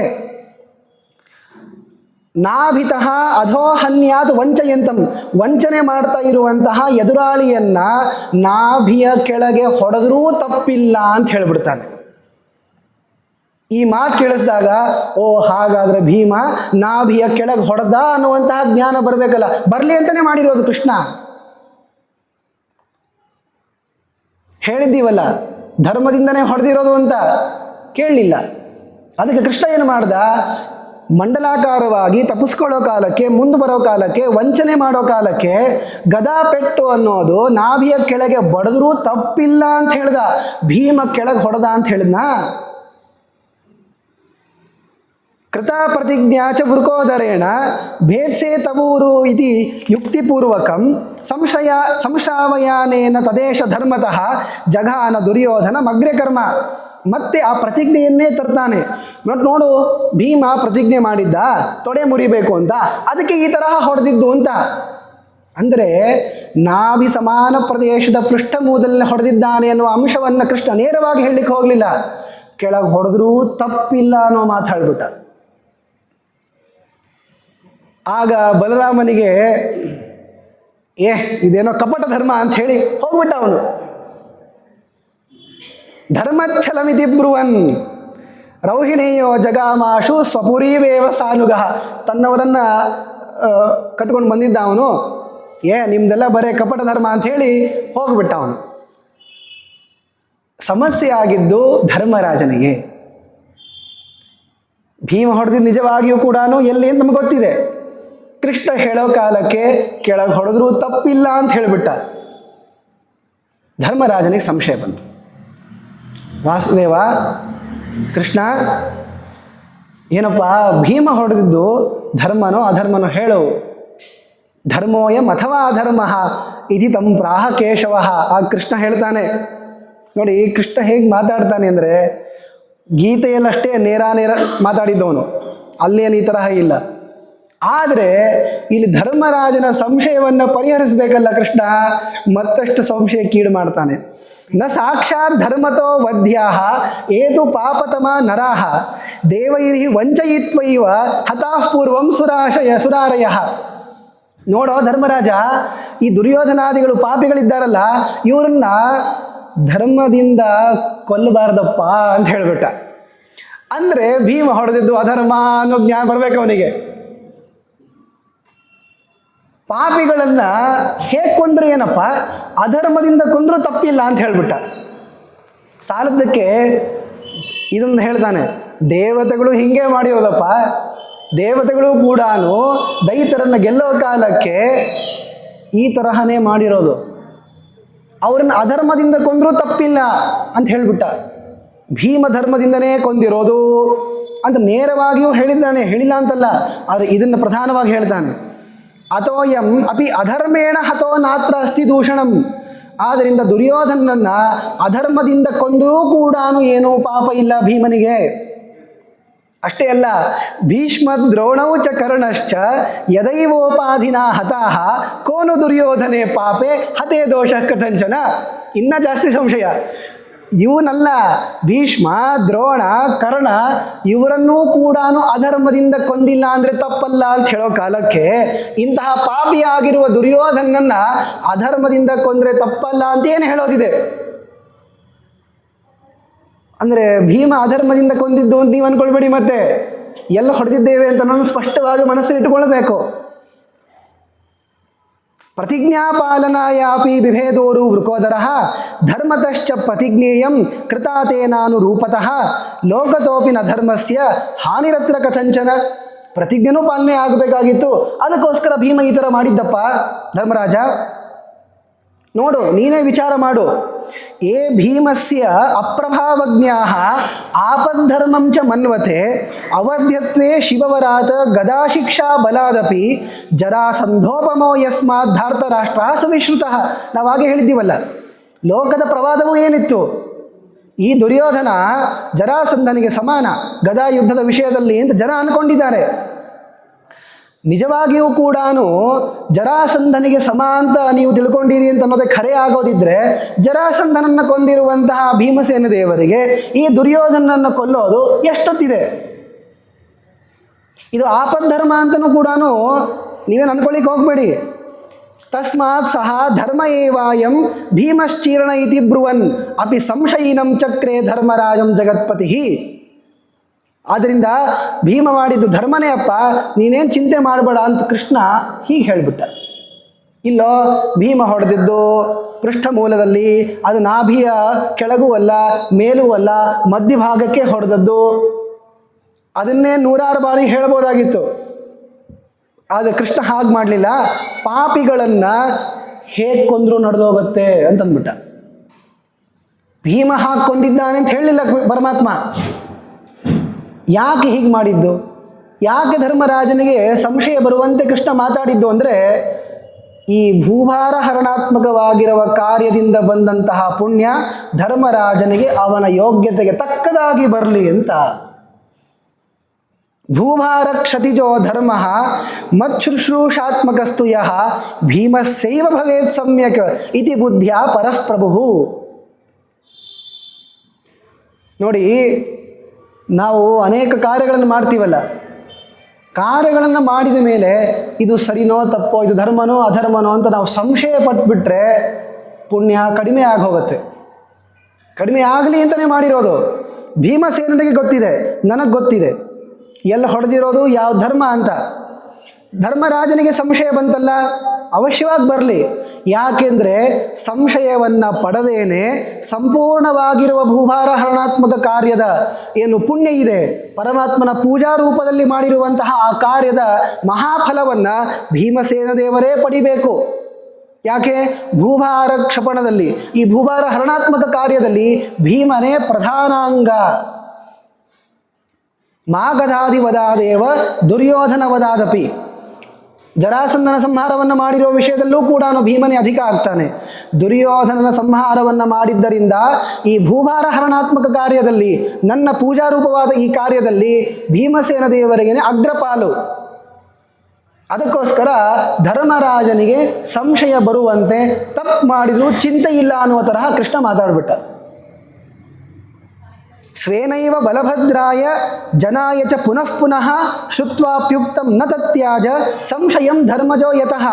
ತಾನೂ ಅನೇಕ ಬಾರಿ ಹೇಳ್ದ, ಬಲರಾಮನಿಗೆ ನೋಡೋಣ ಸರಿಯಾಗಿ ಹೊಡೆದಿರೋದು ಭೀಮ ಅಂತ ಹೇಳಿದರೂ ಕೂಡ ಧರ್ಮರಾಜನಿಗೆ ಈ ಸಂಶಯ ಅಂತನ್ನೋದು ಹೋಗಲಿಲ್ಲ, ಹಾಗೆಯೇ ಮನಸ್ಸಲ್ಲೇ ಕೂತ್ಕೊಳ್ತು. ತಥೋಪ್ಯ ಸಂಶಯಂ ಕೃಷ್ಣ ನ ಚಕಾರ ಯುಧಿಷ್ಠಿರಂ ಮುಖ್ಯಂ ಧರ್ಮಂ ಹಿ ಭಗವಾನ್ ಬಲಾಯ ಜನಾಯ ಚ. ಧರ್ಮರಾಜನಿಗೆ ಅಲ್ಲಿ ಇನ್ನಷ್ಟು ಏನು ತಿದ್ದಲಿಕ್ಕೆ ಅಂತ ಪರಮಾತ್ಮ ಮಾಡಲಿಕ್ಕೆ ಹೋಗಲಿಲ್ಲ. ಆದರೆ ಬಲರಾಮನಿಗೆ ತಿಳಿಸ್ಕೊಟ್ಟ ಪರಮಾತ್ಮ ಭೀಮ ಹೇಗೆ ಹೊಡೆದದ್ದು, ಅದು ಹೇಗೆ ಧರ್ಮ ಅಂತ. ಜನರಿಗೂ ಕೂಡ ಕೃಷ್ಣ ಪರಮಾತ್ಮ ತಿಳಿಸ್ಕೊಟ್ಟ ಅದು ಧರ್ಮ ಹೇಗಾಗಿತ್ತು ಅಂತ. ಧರ್ಮೇಣ ಇವ ಹತೋ ರಾಜ ಧಾರ್ತರಾಷ್ಟ್ರ ಸುಯೋಧನ ಇದು ಯದ್ ವಕ್ಷ್ಯತಿ ಪುನಃ ನಿಶ್ಚಯಾರ್ಥೆ ಅರ್ಜುನಾಯ ಚ. ಅರ್ಜುನನೂ ಕೂಡ ಕೇಳ್ತಾನೆ, ಏನು ಕೃಷ್ಣ ನಮ್ಮಣ್ಣ ಭೀಮ ಹೊಡೆದಿದ್ದು ಧರ್ಮನ ಇದು ಅಂದಾಗ ಮತ್ತೊಮ್ಮೆ ಇದು ಹೇಗೆ ಧರ್ಮ ಅಂತ ಕೃಷ್ಣ ತೋರಿಸ್ಕೊಡ್ತಾನೆ. 100 ಬಾರಿ ಹೇಳಿದರೂ ಅರ್ಥ ಆಗಲ್ಲ ಅಂದರೆ ಏನು ಮಾಡ್ಲಿಕ್ಕೆ ಬರುತ್ತೆ? ಯಾಕೆಂದರೆ ನಾವು ಪ್ರಶ್ನೆಯನ್ನು ಕೇಳೋ ಕಾಲಕ್ಕೆ ಹೊಡೆದದ್ದು ದುರ್ಯೋಧನನ ಮೇಲೆ, ಅವನು ನಮ್ಗೆ ಬೇಕಾದವನು, ನಮ್ಮ ಪಕ್ಷದ ಪ್ರಧಾನ ಅಂತ ಅಭಿಮಾನ ಪುರಸ್ಸರವಾಗಿ ನಾವು ಪ್ರಶ್ನೆ ಕೇಳಿದಾಗ ಎಷ್ಟು ಉತ್ತರ ಕೊಟ್ಟರೂ ಕೂಡ ಪ್ರಶ್ನೆಗೆ ಉತ್ತರ ಬಂದಿರುತ್ತೆ, ಅದರ ಅಭಿಮಾನ ಹೋಗಿರೋದಿಲ್ವಲ್ಲ. ಅದಕ್ಕೇನು ಮಾಡಲಿಕ್ಕಾಗತ್ತೆ? ಕೃಷ್ಣ ಎಷ್ಟು ಬಾರಿ ಹೇಳ್ದ ಧರ್ಮ ಅಂತ, ಕೇಳಲಿಲ್ಲ ಬಲರಾಮ, ಸಿಟ್ಟಿಗೆದ್ದು ಹೋಗ್ಬಿಟ್ಟ. ಇಲ್ಲಿ ಧರ್ಮರಾಜನಿಗೂ ಕೂಡ ಈ ತರಹ ಹೇಳ್ದ, ಅದರ ಸಂಶಯ ಬರುವಂತೆ ಹೇಳಿದ್ದು ಯಾಕೆ? ಪುಣ್ಯ ಕಡಿಮೆನೇ ಬರಬೇಕು, ಅವನ ಯೋಗ್ಯತೆಗೆ ತಕ್ಕಂತೆ ಬರೋದದು. ಇಷ್ಟು ಸಂಶಯಪಟ್ಟು ಅವನಿಗೆ ಸಮಾನವಾಗಿರುವ ಯೋಗ್ಯತೆಗೆ ಸಮಾನವಾದ ಪುಣ್ಯ ಬರುತ್ತೆ. ಸಂಪೂರ್ಣ ಭೂಭಾರ ಹರಣಾತ್ಮಕ ಕಾರ್ಯದ ಫಲ ಭೀಮನಿಗೆ ಹೋಗಬೇಕು. ಪುನಃ ಪುನರ್ಧರ್ಮತ ಏವ ಭೀಮೋ ಜಘಾನ ರಾಜಾನಮಿತಿ ಬ್ರುವಂತಂ ಜಗಾದ ಕೃಷ್ಣಂ ಸ್ಫುರಿತಾಧರೋಷ್ಠ ಕ್ರೋಧಾತ್ ಸುಪಾಪೋ ಧೃತರಾಷ್ಟ್ರಸೂನು. ಮತ್ತೆ ಧರ್ಮ ಇದು ಅಂತ ಕೃಷ್ಣ ಹೇಳಿದರೂ ಕೂಡ ಯಾರೂ ಕೇಳಲಿಲ್ಲ. ಆಗ ಸ್ಫುರಿತಾಧರೋಷ್ಠ ತನ್ನ ತುಟಿಗಳನ್ನು ಗಡಗಡ ನಡಗಿಸ್ತಾ ದುರ್ಯೋಧನ ಹೇಳ್ತಾನೆ, ಕೃಷ್ಣ ನೀನೇ ದೊಡ್ಡ ಪಾಪಿ. ತ್ವಯೈವ ಪಾಪೇ ನಿಹಿತಾ ಹಿ ಪಾರ್ಥಾಃ ಪಾಪಾಧಿಕಸ್ತ್ವಂ ಹಿ ಸದೈಕ ಏವ. ನೀನೇ ದೊಡ್ಡ ಪಾಪಿ, ನಮ್ಮನ್ನು ಪಾಪಿ ಅಂತಂತೀಯ ನೀವು. ನೀನು ಪಾಪ ಮಾರ್ಗದಲ್ಲಿ ಈ ಪಾಂಡವರನ್ನು ಮುನ್ನಡೆಸಿದ್ದು ನೋಡಿ, ಎಷ್ಟೆಲ್ಲ ಪಾಪ ಮಾಡ್ತಾ ಇದ್ದಾರೆ, ನನ್ನನ್ನು ಅಧರ್ಮದಿಂದ ಕೊಂದಿದ್ದಾನಿವನು, ನೀನೇ ದೊಡ್ಡ ಪಾಪಿ ಅಂತ ಕೃಷ್ಣನ ಬೈದ. ಆ ಕೃಷ್ಣ ಹೇಳ್ತಾನೆ, ನ ತ್ವತ್ಸಮಃ ಪಾಪತಮಃ ಕದಾಚಿತ್. ನನ್ನೇನು ಪಾಪಿ ಅಂತ ಬೈತೀಯೋ, ನಿನಗೆ ಸಮಾನ ಆಗಿರುವಂತಹ ಪಾಪಿ ಇನ್ನೊಬ್ಬನಿಲ್ಲ, ಹೋಗು.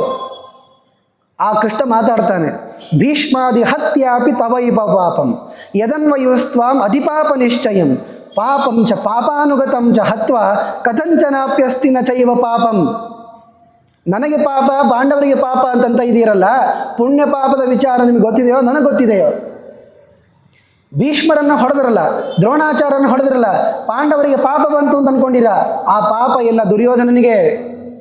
ಯಾಕೆ ಯುದ್ಧ ಪ್ರಚೋದನೆ ಮಾಡಿದ್ಯಾರು? ಪಾಂಡವರ? ದುರ್ಯೋಧನನ ಕರ್ಕೊಂಡು ಬಂದಿದ್ಯಾರು? ಅವರೇ ಅಲ್ವೇ? ಭೀಷ್ಮಾದಿ ಹತ್ಯಾಪಿ ತವೈವ ಪಾಪಂ. ಭೀಷ್ಮಾಚಾರ್ಯನ ಹೊಡೆದಿದ್ದು ಅರ್ಜುನ ಇರ್ಬೋದು, ಆದರೆ ಪ್ರತಿಯೊಂದು ಬಾಣ ಬಡದಾಗ ಬಂದಂತಹ ಪಾಪ ನಿನಗದು. ಯದನ್ವಯಸ್ತ್ವಾಮಪಿ ಅಧಿಪಾಪ ನಿಶ್ಚಯಂ. ನಿನ್ನನ್ನೇ ಅನುಸರಿಸ್ಕೊಂಡು ಅವರು ಬಂದಿದ್ದಾರಲ್ಲ. ಪಾಂಡವರು ಮಾಡಿದ್ದು ಪಾಪಿಗಳ ಅನುಚರರನ್ನು ಸಂಹಾರಾದ್ದರಿಂದ ಅವರಿಗೆ ಪುಣ್ಯ, ನಿನಗೇ ಪಾಪ. ನ ಪಾಂಡವೇಶ್ವಸ್ತಿ ಕುತೋ ಹಿ ಕಿಂಚಿತ ಪಾಪಂ ಪ್ರಯತ್ನಾಚ್ಚ ನಿಸರ್ಗತೋಪಿ ಗುಣಾಧಿಕಾಸ್ತೆ ಮಧುಪಾಶ್ರಯಾಚ್ಚ ಕೋನಾಮತೇಷು ಅಣ್ವಪಿ ಪಾಪಮಾಹ. ಯಾರ ಅವನು ಪಾಂಡವರಲ್ಲಿ ಪಾಪವನ್ನು ಹೇಳಿದವನು? ಕೃಷ್ಣ ಹೇಳೋ ಮಾತಿದು. ನ ಪಾಂಡವೇಶ್ವಸ್ತಿ ತಥೋ ಹಿ ಕಿಂಚಿತ. ಪಾಂಡವರಲ್ಲಿ ಒಂದು ಪಾಪವೂ ಕೂಡ ಇಲ್ಲ. ಪ್ರಯತ್ನದಿಂದ ಮಾಡಿದರೂ ಕೂಡ ಬರಲ್ಲ ಪಾಪ ಅವರಿಗೆ. ನಿಸರ್ಗತೋಪಿ, ಇನ್ನು ಸ್ವಾಭಾವಿಕವಾಗಿ ಎಲ್ಲಿಂದ ಬರುತ್ತೆ? ಗುಣಾಧಿಕಾಸ್ತೆ, ಗುಣತಃ ಉತ್ತಮರಿದ್ದಾರೆ ಅವರು. ಮದುಪಾಶ್ರಯಾತ್, ನನ್ನನ್ನು ಆಶ್ರಯಿಸಿಕೊಂಡಿರುವ ಕಾರಣದಿಂದ ಯಾರವನು ಒಂದು ಅಣುಭಾಗದ ಪಾಪವನ್ನು ಕೂಡ ಪಾಂಡವರಲ್ಲಿ ಶಂಕಿಸಿಯಾನು. ನೀವು ಶಂಕಿಸಬೇಡಿ. ನಿಸರ್ಗತಃ ಪಾಪದಮಸ್ತ್ವ ಅನ್ಯಾನ್ ಧರ್ಮಸ್ಥಿತಾನ್ ಪಾಪಪಥೇ ನಿಧಾಯ ಸ್ವಯಂಚ ಪಾಪೇ ನಿರತಃ ಸದೈವ ಪಾಪಾತ್ ಸುಪಾಪಾಂ ಗತಿಮೇವ ಯಾಸಿ. ಮೇಲ್ನೋಟಕ್ಕೆ ಉತ್ತಮರು ಅಂತ ಅನಿಸ್ಕೊಂಡಿರುವಂತಹ ಎಲ್ಲರನ್ನೂ ಎಳೆದು ಪಾಪ ಮಾರ್ಗದಲ್ಲಿ ಹಾಕಿದ್ದೀಯಾ. ನಿಜವಾಗಿಯೂ ಉತ್ತಮರು ಅಂತಾಗಿರುವಂತಹ ಕರ್ಣ, ಭೀಷ್ಮ, ದ್ರೋಣ, ಅಶ್ವತ್ಥಾಮರನ್ನು ಈ ಪಾಪಿಯಸಿ ಕರ್ಮದಲ್ಲಿ ಅವರನ್ನು ನೀನು ಎಳ್ಕೊಂಡು ಹೋಗಿದ್ದಿಲ್ಲ. ಆದ್ದರಿಂದ ನಿನಗೇ ಪಾಪ ಬರೋದು. ಅಂಧನ್ ತಮಸ್ಸು, ಯಾವ ಅಂಧನ್ ತಮಸ್ಸಿನಲ್ಲಿ ವರ್ಣಿಸಿದ್ದಾರೆ ಅದನ್ನು ತುಂಬ ಹೇಳಲಿಕ್ಕಾಗಲ್ಲ ಅಷ್ಟೇ. ಚತುಕ್ಷಾಮಾನ್ ರೂಕ್ಷ ರಕ್ಷೋ ರಥ ಖರ ನಖರ ಕ್ಷುಣ್ಣ ವಿಕ್ಷೋಭಿತಾಕ್ಷಾನ್ ಆಮಗ್ನಾನ್ ಅಂಧಕೂಪೆ ಕ್ಷುರ ಮುಖಮುಖರೈ ಪಕ್ಷಿಭಿರ್ ವೀಕ್ಷತಾಂಗಾನ್ ಪೂಯಾಸೃಂಗ್ ಮೂತ್ರ ವಿಷ್ಠಾ ಕ್ರಿಮಿಕುಲ ಕಲಿಲೆ ತತ್ಕ್ಷಣ ಕ್ಷಿಪ್ತ ಶಕ್ತ್ಯಾದ್ಯಸ್ತ್ರ ವ್ರಾತಾರ್ಧಿತಾನ್ ತ್ವದ್ವಿಷ ಉಪಜಿಹತೆ ವಜ್ರಕಲ್ಪಾಜಲೋಕಾಹ. ಮೊದಲೇನೆ ಹಸಿವು, ನೀರಡಿಕೆಯಿಂದ ಬಳಲ್ತಾ ಇರ್ತಾರೆ. ಕತ್ತಲಾಗಿರುವಂತಹ ಭಾಗ, ಅಲ್ಲಿ ಕೆಳಗೆ ಬಿದ್ದಿರ್ತಾರೆ. ಕೆಳಗೆ ಮೂತ್ರ, ಮಲ, ಕೀವು, ರಕ್ತ ಇವುಗಳ ಬಾವಿಯಲ್ಲಿ ಬಿದ್ದಿರ್ತಾರೆ. ಇಂಥವರನ್ನು ಅನೇಕ ಅನುಚರರು, ಮುಖ್ಯ ಪ್ರಾಣದೇವರ ಅನುಚರರು ಶಕ್ತಿ ಮುಂತಾಗಿರುವ ಆಯುಧಗಳಿಂದ ಅವರನ್ನು ಹೊಡಿತಾ ಇರ್ತಾರೆ. ರಕ್ತವೆಲ್ಲವೂ ಕೂಡ ಸೋರ್ತಾ ಇರ್ತದೆ. ಆದರೂ ಸಾಯಲ್ಲ, ಅವರು ಸಾಯೋದಿಲ್ಲ. ಯಾತನೆಯನ್ನು ಪಡ್ತಾ ಕೊನೆಗೆ ಇವರ ರಕ್ತವನ್ನು ಹೀರಬೇಕು ಅಂತ ವಜ್ರಕಲ್ಪಾಜಲೋಕಾಹ ಉಪಜಿಹತೆ, ವಜ್ರಕ್ಕೆ ಸಮಾನವಾಗಿರುವಂತಹ ಜಿಗಳಿಗಳು ಬಂದು ರಕ್ತ ಹೀರ್ಲಿಕ್ಕೆ ಬರ್ತವೆ. ಇಂತಹ ಅವಸ್ಥೆ ನಿನಗಿದೆ ದುರ್ಯೋಧನ, ಮರಿಬೇಡ. ಇತಿ ಬ್ರುವಂತಂ ಪುನರಾಹ ಕೃಷ್ಣಂ ದುರ್ಯೋಧನ ಪಾಪಕೃತಾಂ ಪ್ರಧಾನಃ ಸ್ವಂತೋತ್ತಮೋ ನಾಮ ಕಯೇವ ಮತ್ತಃ ಕೋನಾಭಿ ದೋಷೋಸ್ತಿ ಮಯಾ ಕೃತೋತ್ರ. ನಾನೇನು ತಪ್ಪು ಮಾಡಿದ್ದೇನೆ ಕೃಷ್ಣ ಅಂತ ಕೇಳ್ತಾನೆ ನೋಡಿ. ನಾನು ಅದಕ್ಕೆ ಹೇಳ್ತಾ ಬಂದದ್ದು, ಕರ್ಣನ ಮುಂದೆ ಎಲ್ಲ ತಪ್ಪುಗಳನ್ನು ಕೃಷ್ಣ ಹೇಳಿದಾಗ ತಲೆ ತಗ್ಗಿಸಿದ.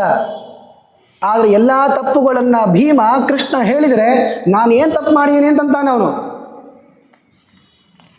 ದ್ಯೂತ ಬರಲ್ಲ ಅಂದರೆ ಬರಬಾರ್ದಾಗಿತ್ತು, ನೀನು ತಪ್ಪು ಮಾಡಿದ್ದಲ್ವಾ ಹೇಳ್ತಾನವನು. ನಾನು ಎಲ್ಲ ಸತ್ಕರ್ಮ ಮಾಡಿರೋದು. ಇಷ್ಟಂ ಚ ಯಜ್ಞೈ ಚರಿತಂ ಚ ಪೂರ್ತೈ ಪದಂ ರಿಪೂಣಾಂ ನಿಹಿತಂ ಚ ಮೂರ್ಧನಿ ಮೃತ್ಯುಶ್ಚ ಸಂಗ್ರಾಮ ಶಿರಸ್ಯ ವಾಪ್ತಃ ರಣೋನ್ಮುಖೇನೈವ ಮಯಾಖಿ ಮನ್ಯತ. ನಾನೂ ಕೂಡ ಅನೇಕ ಯಜ್ಞಗಳನ್ನು ಮಾಡಿದ್ದೀನಿ. ಬಾವಿ ಕಟ್ಟಿಸಿದ್ದೇನೆ, ಕೆರೆ ಕಟ್ಟಿಸಿದ್ದೇನೆ, ತಪಸ್ ಮಾಡಿದ್ದೇನೆ, ಯಜ್ಞ ಮಾಡಿದ್ದೇನೆ. ನನ್ನ ಶತ್ರುಗಳ ತಲೆ ಮೇಲೆ ಕಾಲನ್ನು ಇಟ್ಟು ನಾನು ಅವರನ್ನು ಗೆದ್ದಿದ್ದೇನೆ. ಈಗ ಯುದ್ಧವನ್ನು ಆಡಿ ನಾನು ವೀರ ಸ್ವರ್ಗವನ್ನೇ ಪಡಿತೇನೆ. ನಾನೇನು ತಪ್ಪು ಮಾಡಿದ್ದೇನೆ? ಇಷ್ಟಾಭೋಗ ಮಯಾ ಭುಕ್ತಾ ಪ್ರಾಪ್ತಾ ಚ ಪರಮಾಗತಿ ದುಃಖಿನೋ ದುಃಖಮಾಪ್ಸ್ಯಂತಿ ಪಾರ್ಥಾಸ್ತೆ ಕೂಟಯೋಧಿನಃ. ನನಗೆ ಬೇಕಾದದನ್ನೆಲ್ಲ ತಿಂದು ಉಂಡಿದ್ದೇನೆ, ನಮ್ಮ ಭಾಷೆನ ಹೇಳಬೇಕು ಅಂತ ಮಜಾ ಮಾಡಿದ್ದೇನೆ. ನನಗೇನು ಕಡಿಮೆ ಇದೆ? ನಾನೇನು ತಪ್ಪು ಮಾಡಿರೋದು? ನನಗೆ ಉತ್ತಮವಾದ ಗತಿನೇ ಆಗೋದು. ನಿಜವಾಗಿ ದುಃಖ ಆಗೋದು ನಿನ್ನ ಈ ಪಾಂಡವರಿಗೆ. ಕೂಟಯೋಧಿನ ಮೋಸದ ಯುದ್ಧ ಆಡ್ತಾ ಇದ್ದಾರೆ. ಚಂದ್ರಸೂರ್ಯ ನಿಭೈಶೂರೈ ಧಾರ್ಮಿಕೈ ಸದ್ಭಿರುಜ್ಜಿತ ಕೇವಲ ರತ್ನಹೀನೇಯಂ ಪಾಂಡವೈ ಭುಜ್ಯತಾಮಹಿ. ನಾನಿರೋ ಕಾಲಕ್ಕೆ ಎಂಥೆಂಥ ರಾಜರಿದ್ದರು, ಎಂಥೆಂಥ ವಜ್ರ ವೈಡೂರ್ಯಗಳನ್ನು ಕರರೂಪದಲ್ಲಿ ಕೊಡ್ತಾ ಇದ್ರು. ಇವನಿಗೇನು ಕೊಟ್ಟಿಲ್ಲ, ಪಾಂಡವರ ಹೆಸರಲ್ಲೇ ಹಸ್ತಿನಾವತಿಗೆ ಬರ್ತಿತ್ತಷ್ಟೇ. ನಾವಿರೋ ಕಾಲಕ್ಕಂತೆಲ್ಲ ರಾಜರಿದ್ದರು. ಈಗ ಯಾರಿದ್ದಾರೆ? ಒಂದು 4 ಅಲ್ಲಿಂದ ಸಣ್ಣ ಸಣ್ಣ ಹುಳಗಳು ಬದುಕೊಂಡಿವೆ ರಾಜರು ಅಂತ. ಅವ್ರನ್ನ ಆಳ್ಕೊಂಡು ಇವರು ಭೂಮಿಯನ್ನು ಆಳ್ತಾರ? ಅವಶ್ಯವಾಗಿ ಉಂಡಿ, ಯಾರಿಗೆ ಬೇಡ ಅಂತಾರೆ. ಹೀಗೆ ಹೇಳಿದ ತಕ್ಷಣ ದುರ್ಯೋಧನ ಮೇಲೆ ಪುಷ್ಪವೃಷ್ಟಿ ಮಾಡಿಬಿಟ್ರು ದೇವತೆಗಳು ಒಂಥರ. ಇತ್ಯುಕ್ತವತ್ತೇ ಇವನ್ ನೃಪೇ ಸುರೇಶೈ ಪ್ರಸೂನ ವೃಷ್ಟಿರ್ವಿಹಿತಾಪಪಾತ. ಅವನ ತಲೆ ಮೇಲೆ ಆಕಾಶದಿಂದ ದೇವತೆಗಳೆಲ್ಲರೂ ಕೂಡ ಪುಷ್ಪವೃಷ್ಟಿ ಮಾಡಿಬಿಟ್ರು. ತಾಮೇವ ಬುದ್ಧಿಂ ಧೃತರಾಷ್ಟ್ರ ಸೂನೋಹ ಕೃತ್ವ ದೃಢಾಂ ಪಾದಯಿತು ತಮೋಂಧೆ. ನಮಗೆಲ್ಲರಿಗೂ ಒಂದು ಹವ್ಯಾಸ ಇದೆ, ಅದನ್ನು ತಪ್ಪು ಅಂತ ಮಹಾಭಾರತ ಹೇಳುತ್ತೆ ನೋಡಿ. ಸಾತ್ವಿಕರು, ಸಜ್ಜನರು ಇವಂತ ಗುರುತಿಸ್ಲಿಕ್ಕೆ ಇರುವಂಥದ್ದು ಹೂ ಮಾಲೆ ಬಿದ್ದುಬಿಡ್ತು, ನಾವು ಅಂದ ತಕ್ಷಣ ಮಳೆ ಬಂದ್ಬಿಡ್ತು, ಇವುಗಳಷ್ಟೇ ಅಲ್ಲ. ನಿಜವಾಗಿ ಭಕ್ತಿ, ವೈರಾಗ್ಯ, ತಪಸ್ಸು, ಜ್ಞಾನ ಮುಂತಾದ ಗುಣಗಳಿರಬೇಕು. ಆವಾಗ ಈ ನಿಮ್ಮ ಪುಷ್ಪವೃಷ್ಟಿ ಮಳೆ ಬಂತು ನಾವು ಹೇಳಿದ ತಕ್ಷಣ ಆಗ ಹೋಗ್ಬಿಡ್ತು, ಇವೆಲ್ಲವೂ ಕೂಡ ಅವರ ಸಜ್ಜನಿಕೆಯ ಸೂಚಕಗಳಾಗ್ತವೆ ಅಷ್ಟೇ. ದೇವತೆಗಳು ಬೇಕು ಅಂತಲೇ ದುರ್ಯೋಧನ ಇಷ್ಟೆಲ್ಲ ಕೃಷ್ಣ ಪರಮಾತ್ಮನ ನಿಂದೆ ಮಾಡಿದರೆ ಪುಷ್ಪವೃಷ್ಟಿ ಮಾಡಿದರು. ಯಾಕೆ ನೋಡಿ, ಪುಷ್ಪವೃಷ್ಟಿ ಆಯ್ತು ನನ್ನ ಮೇಲೆ, ನಾನು ಹೇಳ್ತಾ ಇರೋದು ಸರಿ ಎನ್ನುವಂತಹ ಈ ತಪ್ಪು ತಿಳುವಳಿಕೆ ಕೊನೆಯ ತನಕ ಅವನ ಮನಸ್ಸಿನಲ್ಲಿ ಇರಬೇಕು. ಯಾಕೆ, ಒಂದು ಸ್ವಲ್ಪ ಸರಿಯಾಗಿ ತಿಳ್ಕೊಂಡ ಅಂದರೂ ಮತ್ತೆ ಅಂದಂಥ ಮನಸ್ಸಿಗೆ ಹೋಗ್ಲಿಕ್ಕಾಗಲ್ಲ. ಅಂದಂಥ ಮನಸ್ಸಿಗೆ ಹೋಗಬೇಕು ಅಂದರೆ ಕೃಷ್ಣನ ವಿಷಯದಲ್ಲಿ, ಮುಖ್ಯ ಪ್ರಾಣನ ವಿಷಯದಲ್ಲಿ ತಪ್ಪನ್ನು ತಿಳಿಯಲೇಬೇಕವರು. ಈಗ ಇಲ್ಲ ನಾವು ಹೇಳ್ತಿರೋದು ಹೀಗಲ್ಲಪ್ಪ ಅಂತ ಅದನ್ನು ಕೃಷ್ಣ ಉಪದೇಶ ಮಾಡ್ದ ಅಂತ ಇಟ್ಕೊಳ್ಳಿ, ಅವನ ತಲೆಗೇನು ಹೋಗಲ್ಲ, ಅದು ಬೇರೆ ವಿಚಾರ. ಆದರೆ ಏನೋ ಪುಷ್ಪವೃಷ್ಟಿ ಆಗಲಿಲ್ಲ ಅಂತ ಆಗೋದಾಗಿದ್ದರೆ ಇವನು ಹೇಳಿದ್ದು ಸತ್ಯನೇ ಇದೆ ಅಂತನ್ನುವಂತಹ ಬುದ್ಧಿ ಇವನಿಗಾದರೂ ಬರಬೇಕಲ್ಲ. ತಾ ಹೇಳ್ತಾ ಇರುವಂಥದ್ದೆಲ್ಲವೂ ಸುಳ್ಳಿದೆ, ಆದರೆ ಇದು ಸತ್ಯ ಅನ್ನುವಂತಹ ಭ್ರಮ ಹುಟ್ಟಬೇಕು ಇವನಿಗೆ. ಅದಕ್ಕೋಸ್ಕರ ದೇವತೆಗಳು ಅವನ ಮೇಲೆ ಪುಷ್ಪವೃಷ್ಟಿಯನ್ನು ಮಾಡಿದರು. ಇದರಿಂದ ಸಜ್ಜನರಾದ ನಾವು ತಿಳ್ಕೊಳ್ಬೇಕು, ಈ ಪುಷ್ಪವೃಷ್ಟಿ ಮುಂತಾದವುಗಳಿಂದಲೇ ಕೇವಲವಾಗಿ ಒಬ್ಬ ವ್ಯಕ್ತಿಯ ಸ್ವರೂಪವನ್ನು ನಿರ್ಣಯಿಸ್ಲಿಕ್ಕೆ ಆಗೋದಿಲ್ಲ.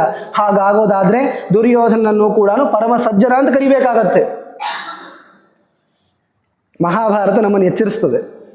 ಒಬ್ಬ ವ್ಯಕ್ತಿಯನ್ನು ಸಜ್ಜನ ಅಂತ ಕರಿಬೇಕು ಅಂದರೆ ಅವನಲ್ಲಿರಬೇಕಾದದ್ದು ವಿಷ್ಣು ಭಕ್ತಿ, ವಾಯುಭಕ್ತಿ. ಅದಿದ್ದಾಗ ಹೂವು ಮಾಲೆ ಬೀಳಲಿ, ಅವಶ್ಯವಾಗಿ ನೀವು ಹೇಳಿದಾಗ ಮಳೆ ಬರಲಿ, ಅವೆಲ್ಲವನ್ನು ಸೂಚನೆ ಅಂತ ಅವಾಗ ತಿಳಿಬೋದು. ಆದರೆ ಆ ಸೂಚನೆ ಆಯಿತು ಅಂತಂದು ಮಾತ್ರಕ್ಕೆ ಯಥಾಸ್ಥಿತವಾಗಿ ಇಲ್ಲಿ ಹೇಳ್ತಾ ಇರೋದು ಸತ್ಯನೇ ಅಂತ ನಿರ್ಧಾರ ಮಾಡಲಿಕ್ಕಾಗಲ್ಲ.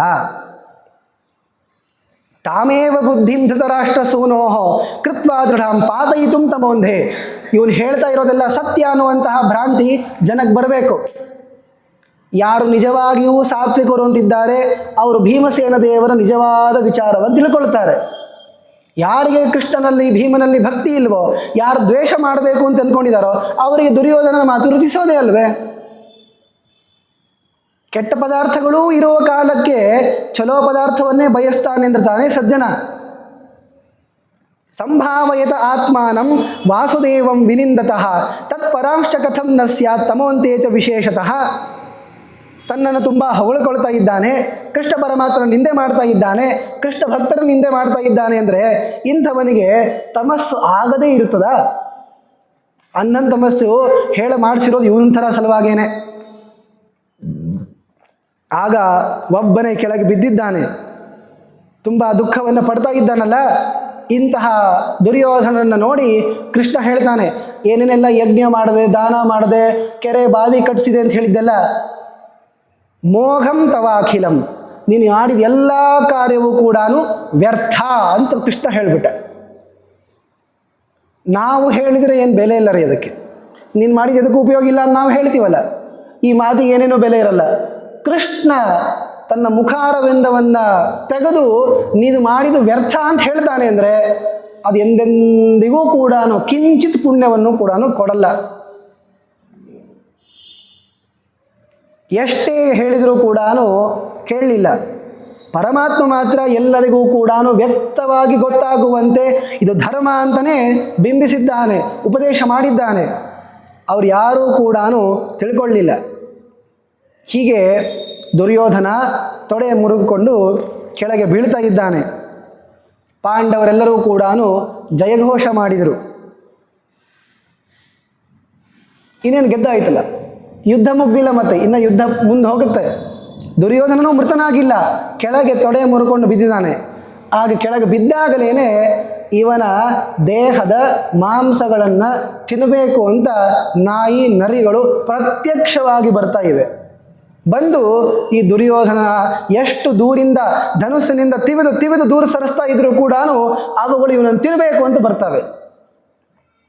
ಇದು ಧರ್ಮಕ್ಕೆ ವಿದ್ರೋಹಕರವಾದ ರೀತಿಯಲ್ಲಿ ನಡ್ಕೊಂಡಾಗ, ಧಾರ್ಮಿಕರನ್ನು ಕೊಲ್ಲಿಕ್ಕೆ ಪ್ರಯತ್ನ ಮಾಡಿದಾಗ, ಅಧರ್ಮವನ್ನೇ ಧರ್ಮ ಅಂತ ತಿಳಿದು ಅದನ್ನೇ ಸರಿಯಾಗಿ ಆಶ್ರಯಿಸುವಂತಹ ಅಧಾರ್ಮಿಕರಾದ ರಾಕ್ಷಸರಿಗಾಗುವಂತಹ ಗತಿ. ಇನ್ನು ಅನೇಕ ವಿಚಾರಗಳು ಉಳಿದಿವೆ.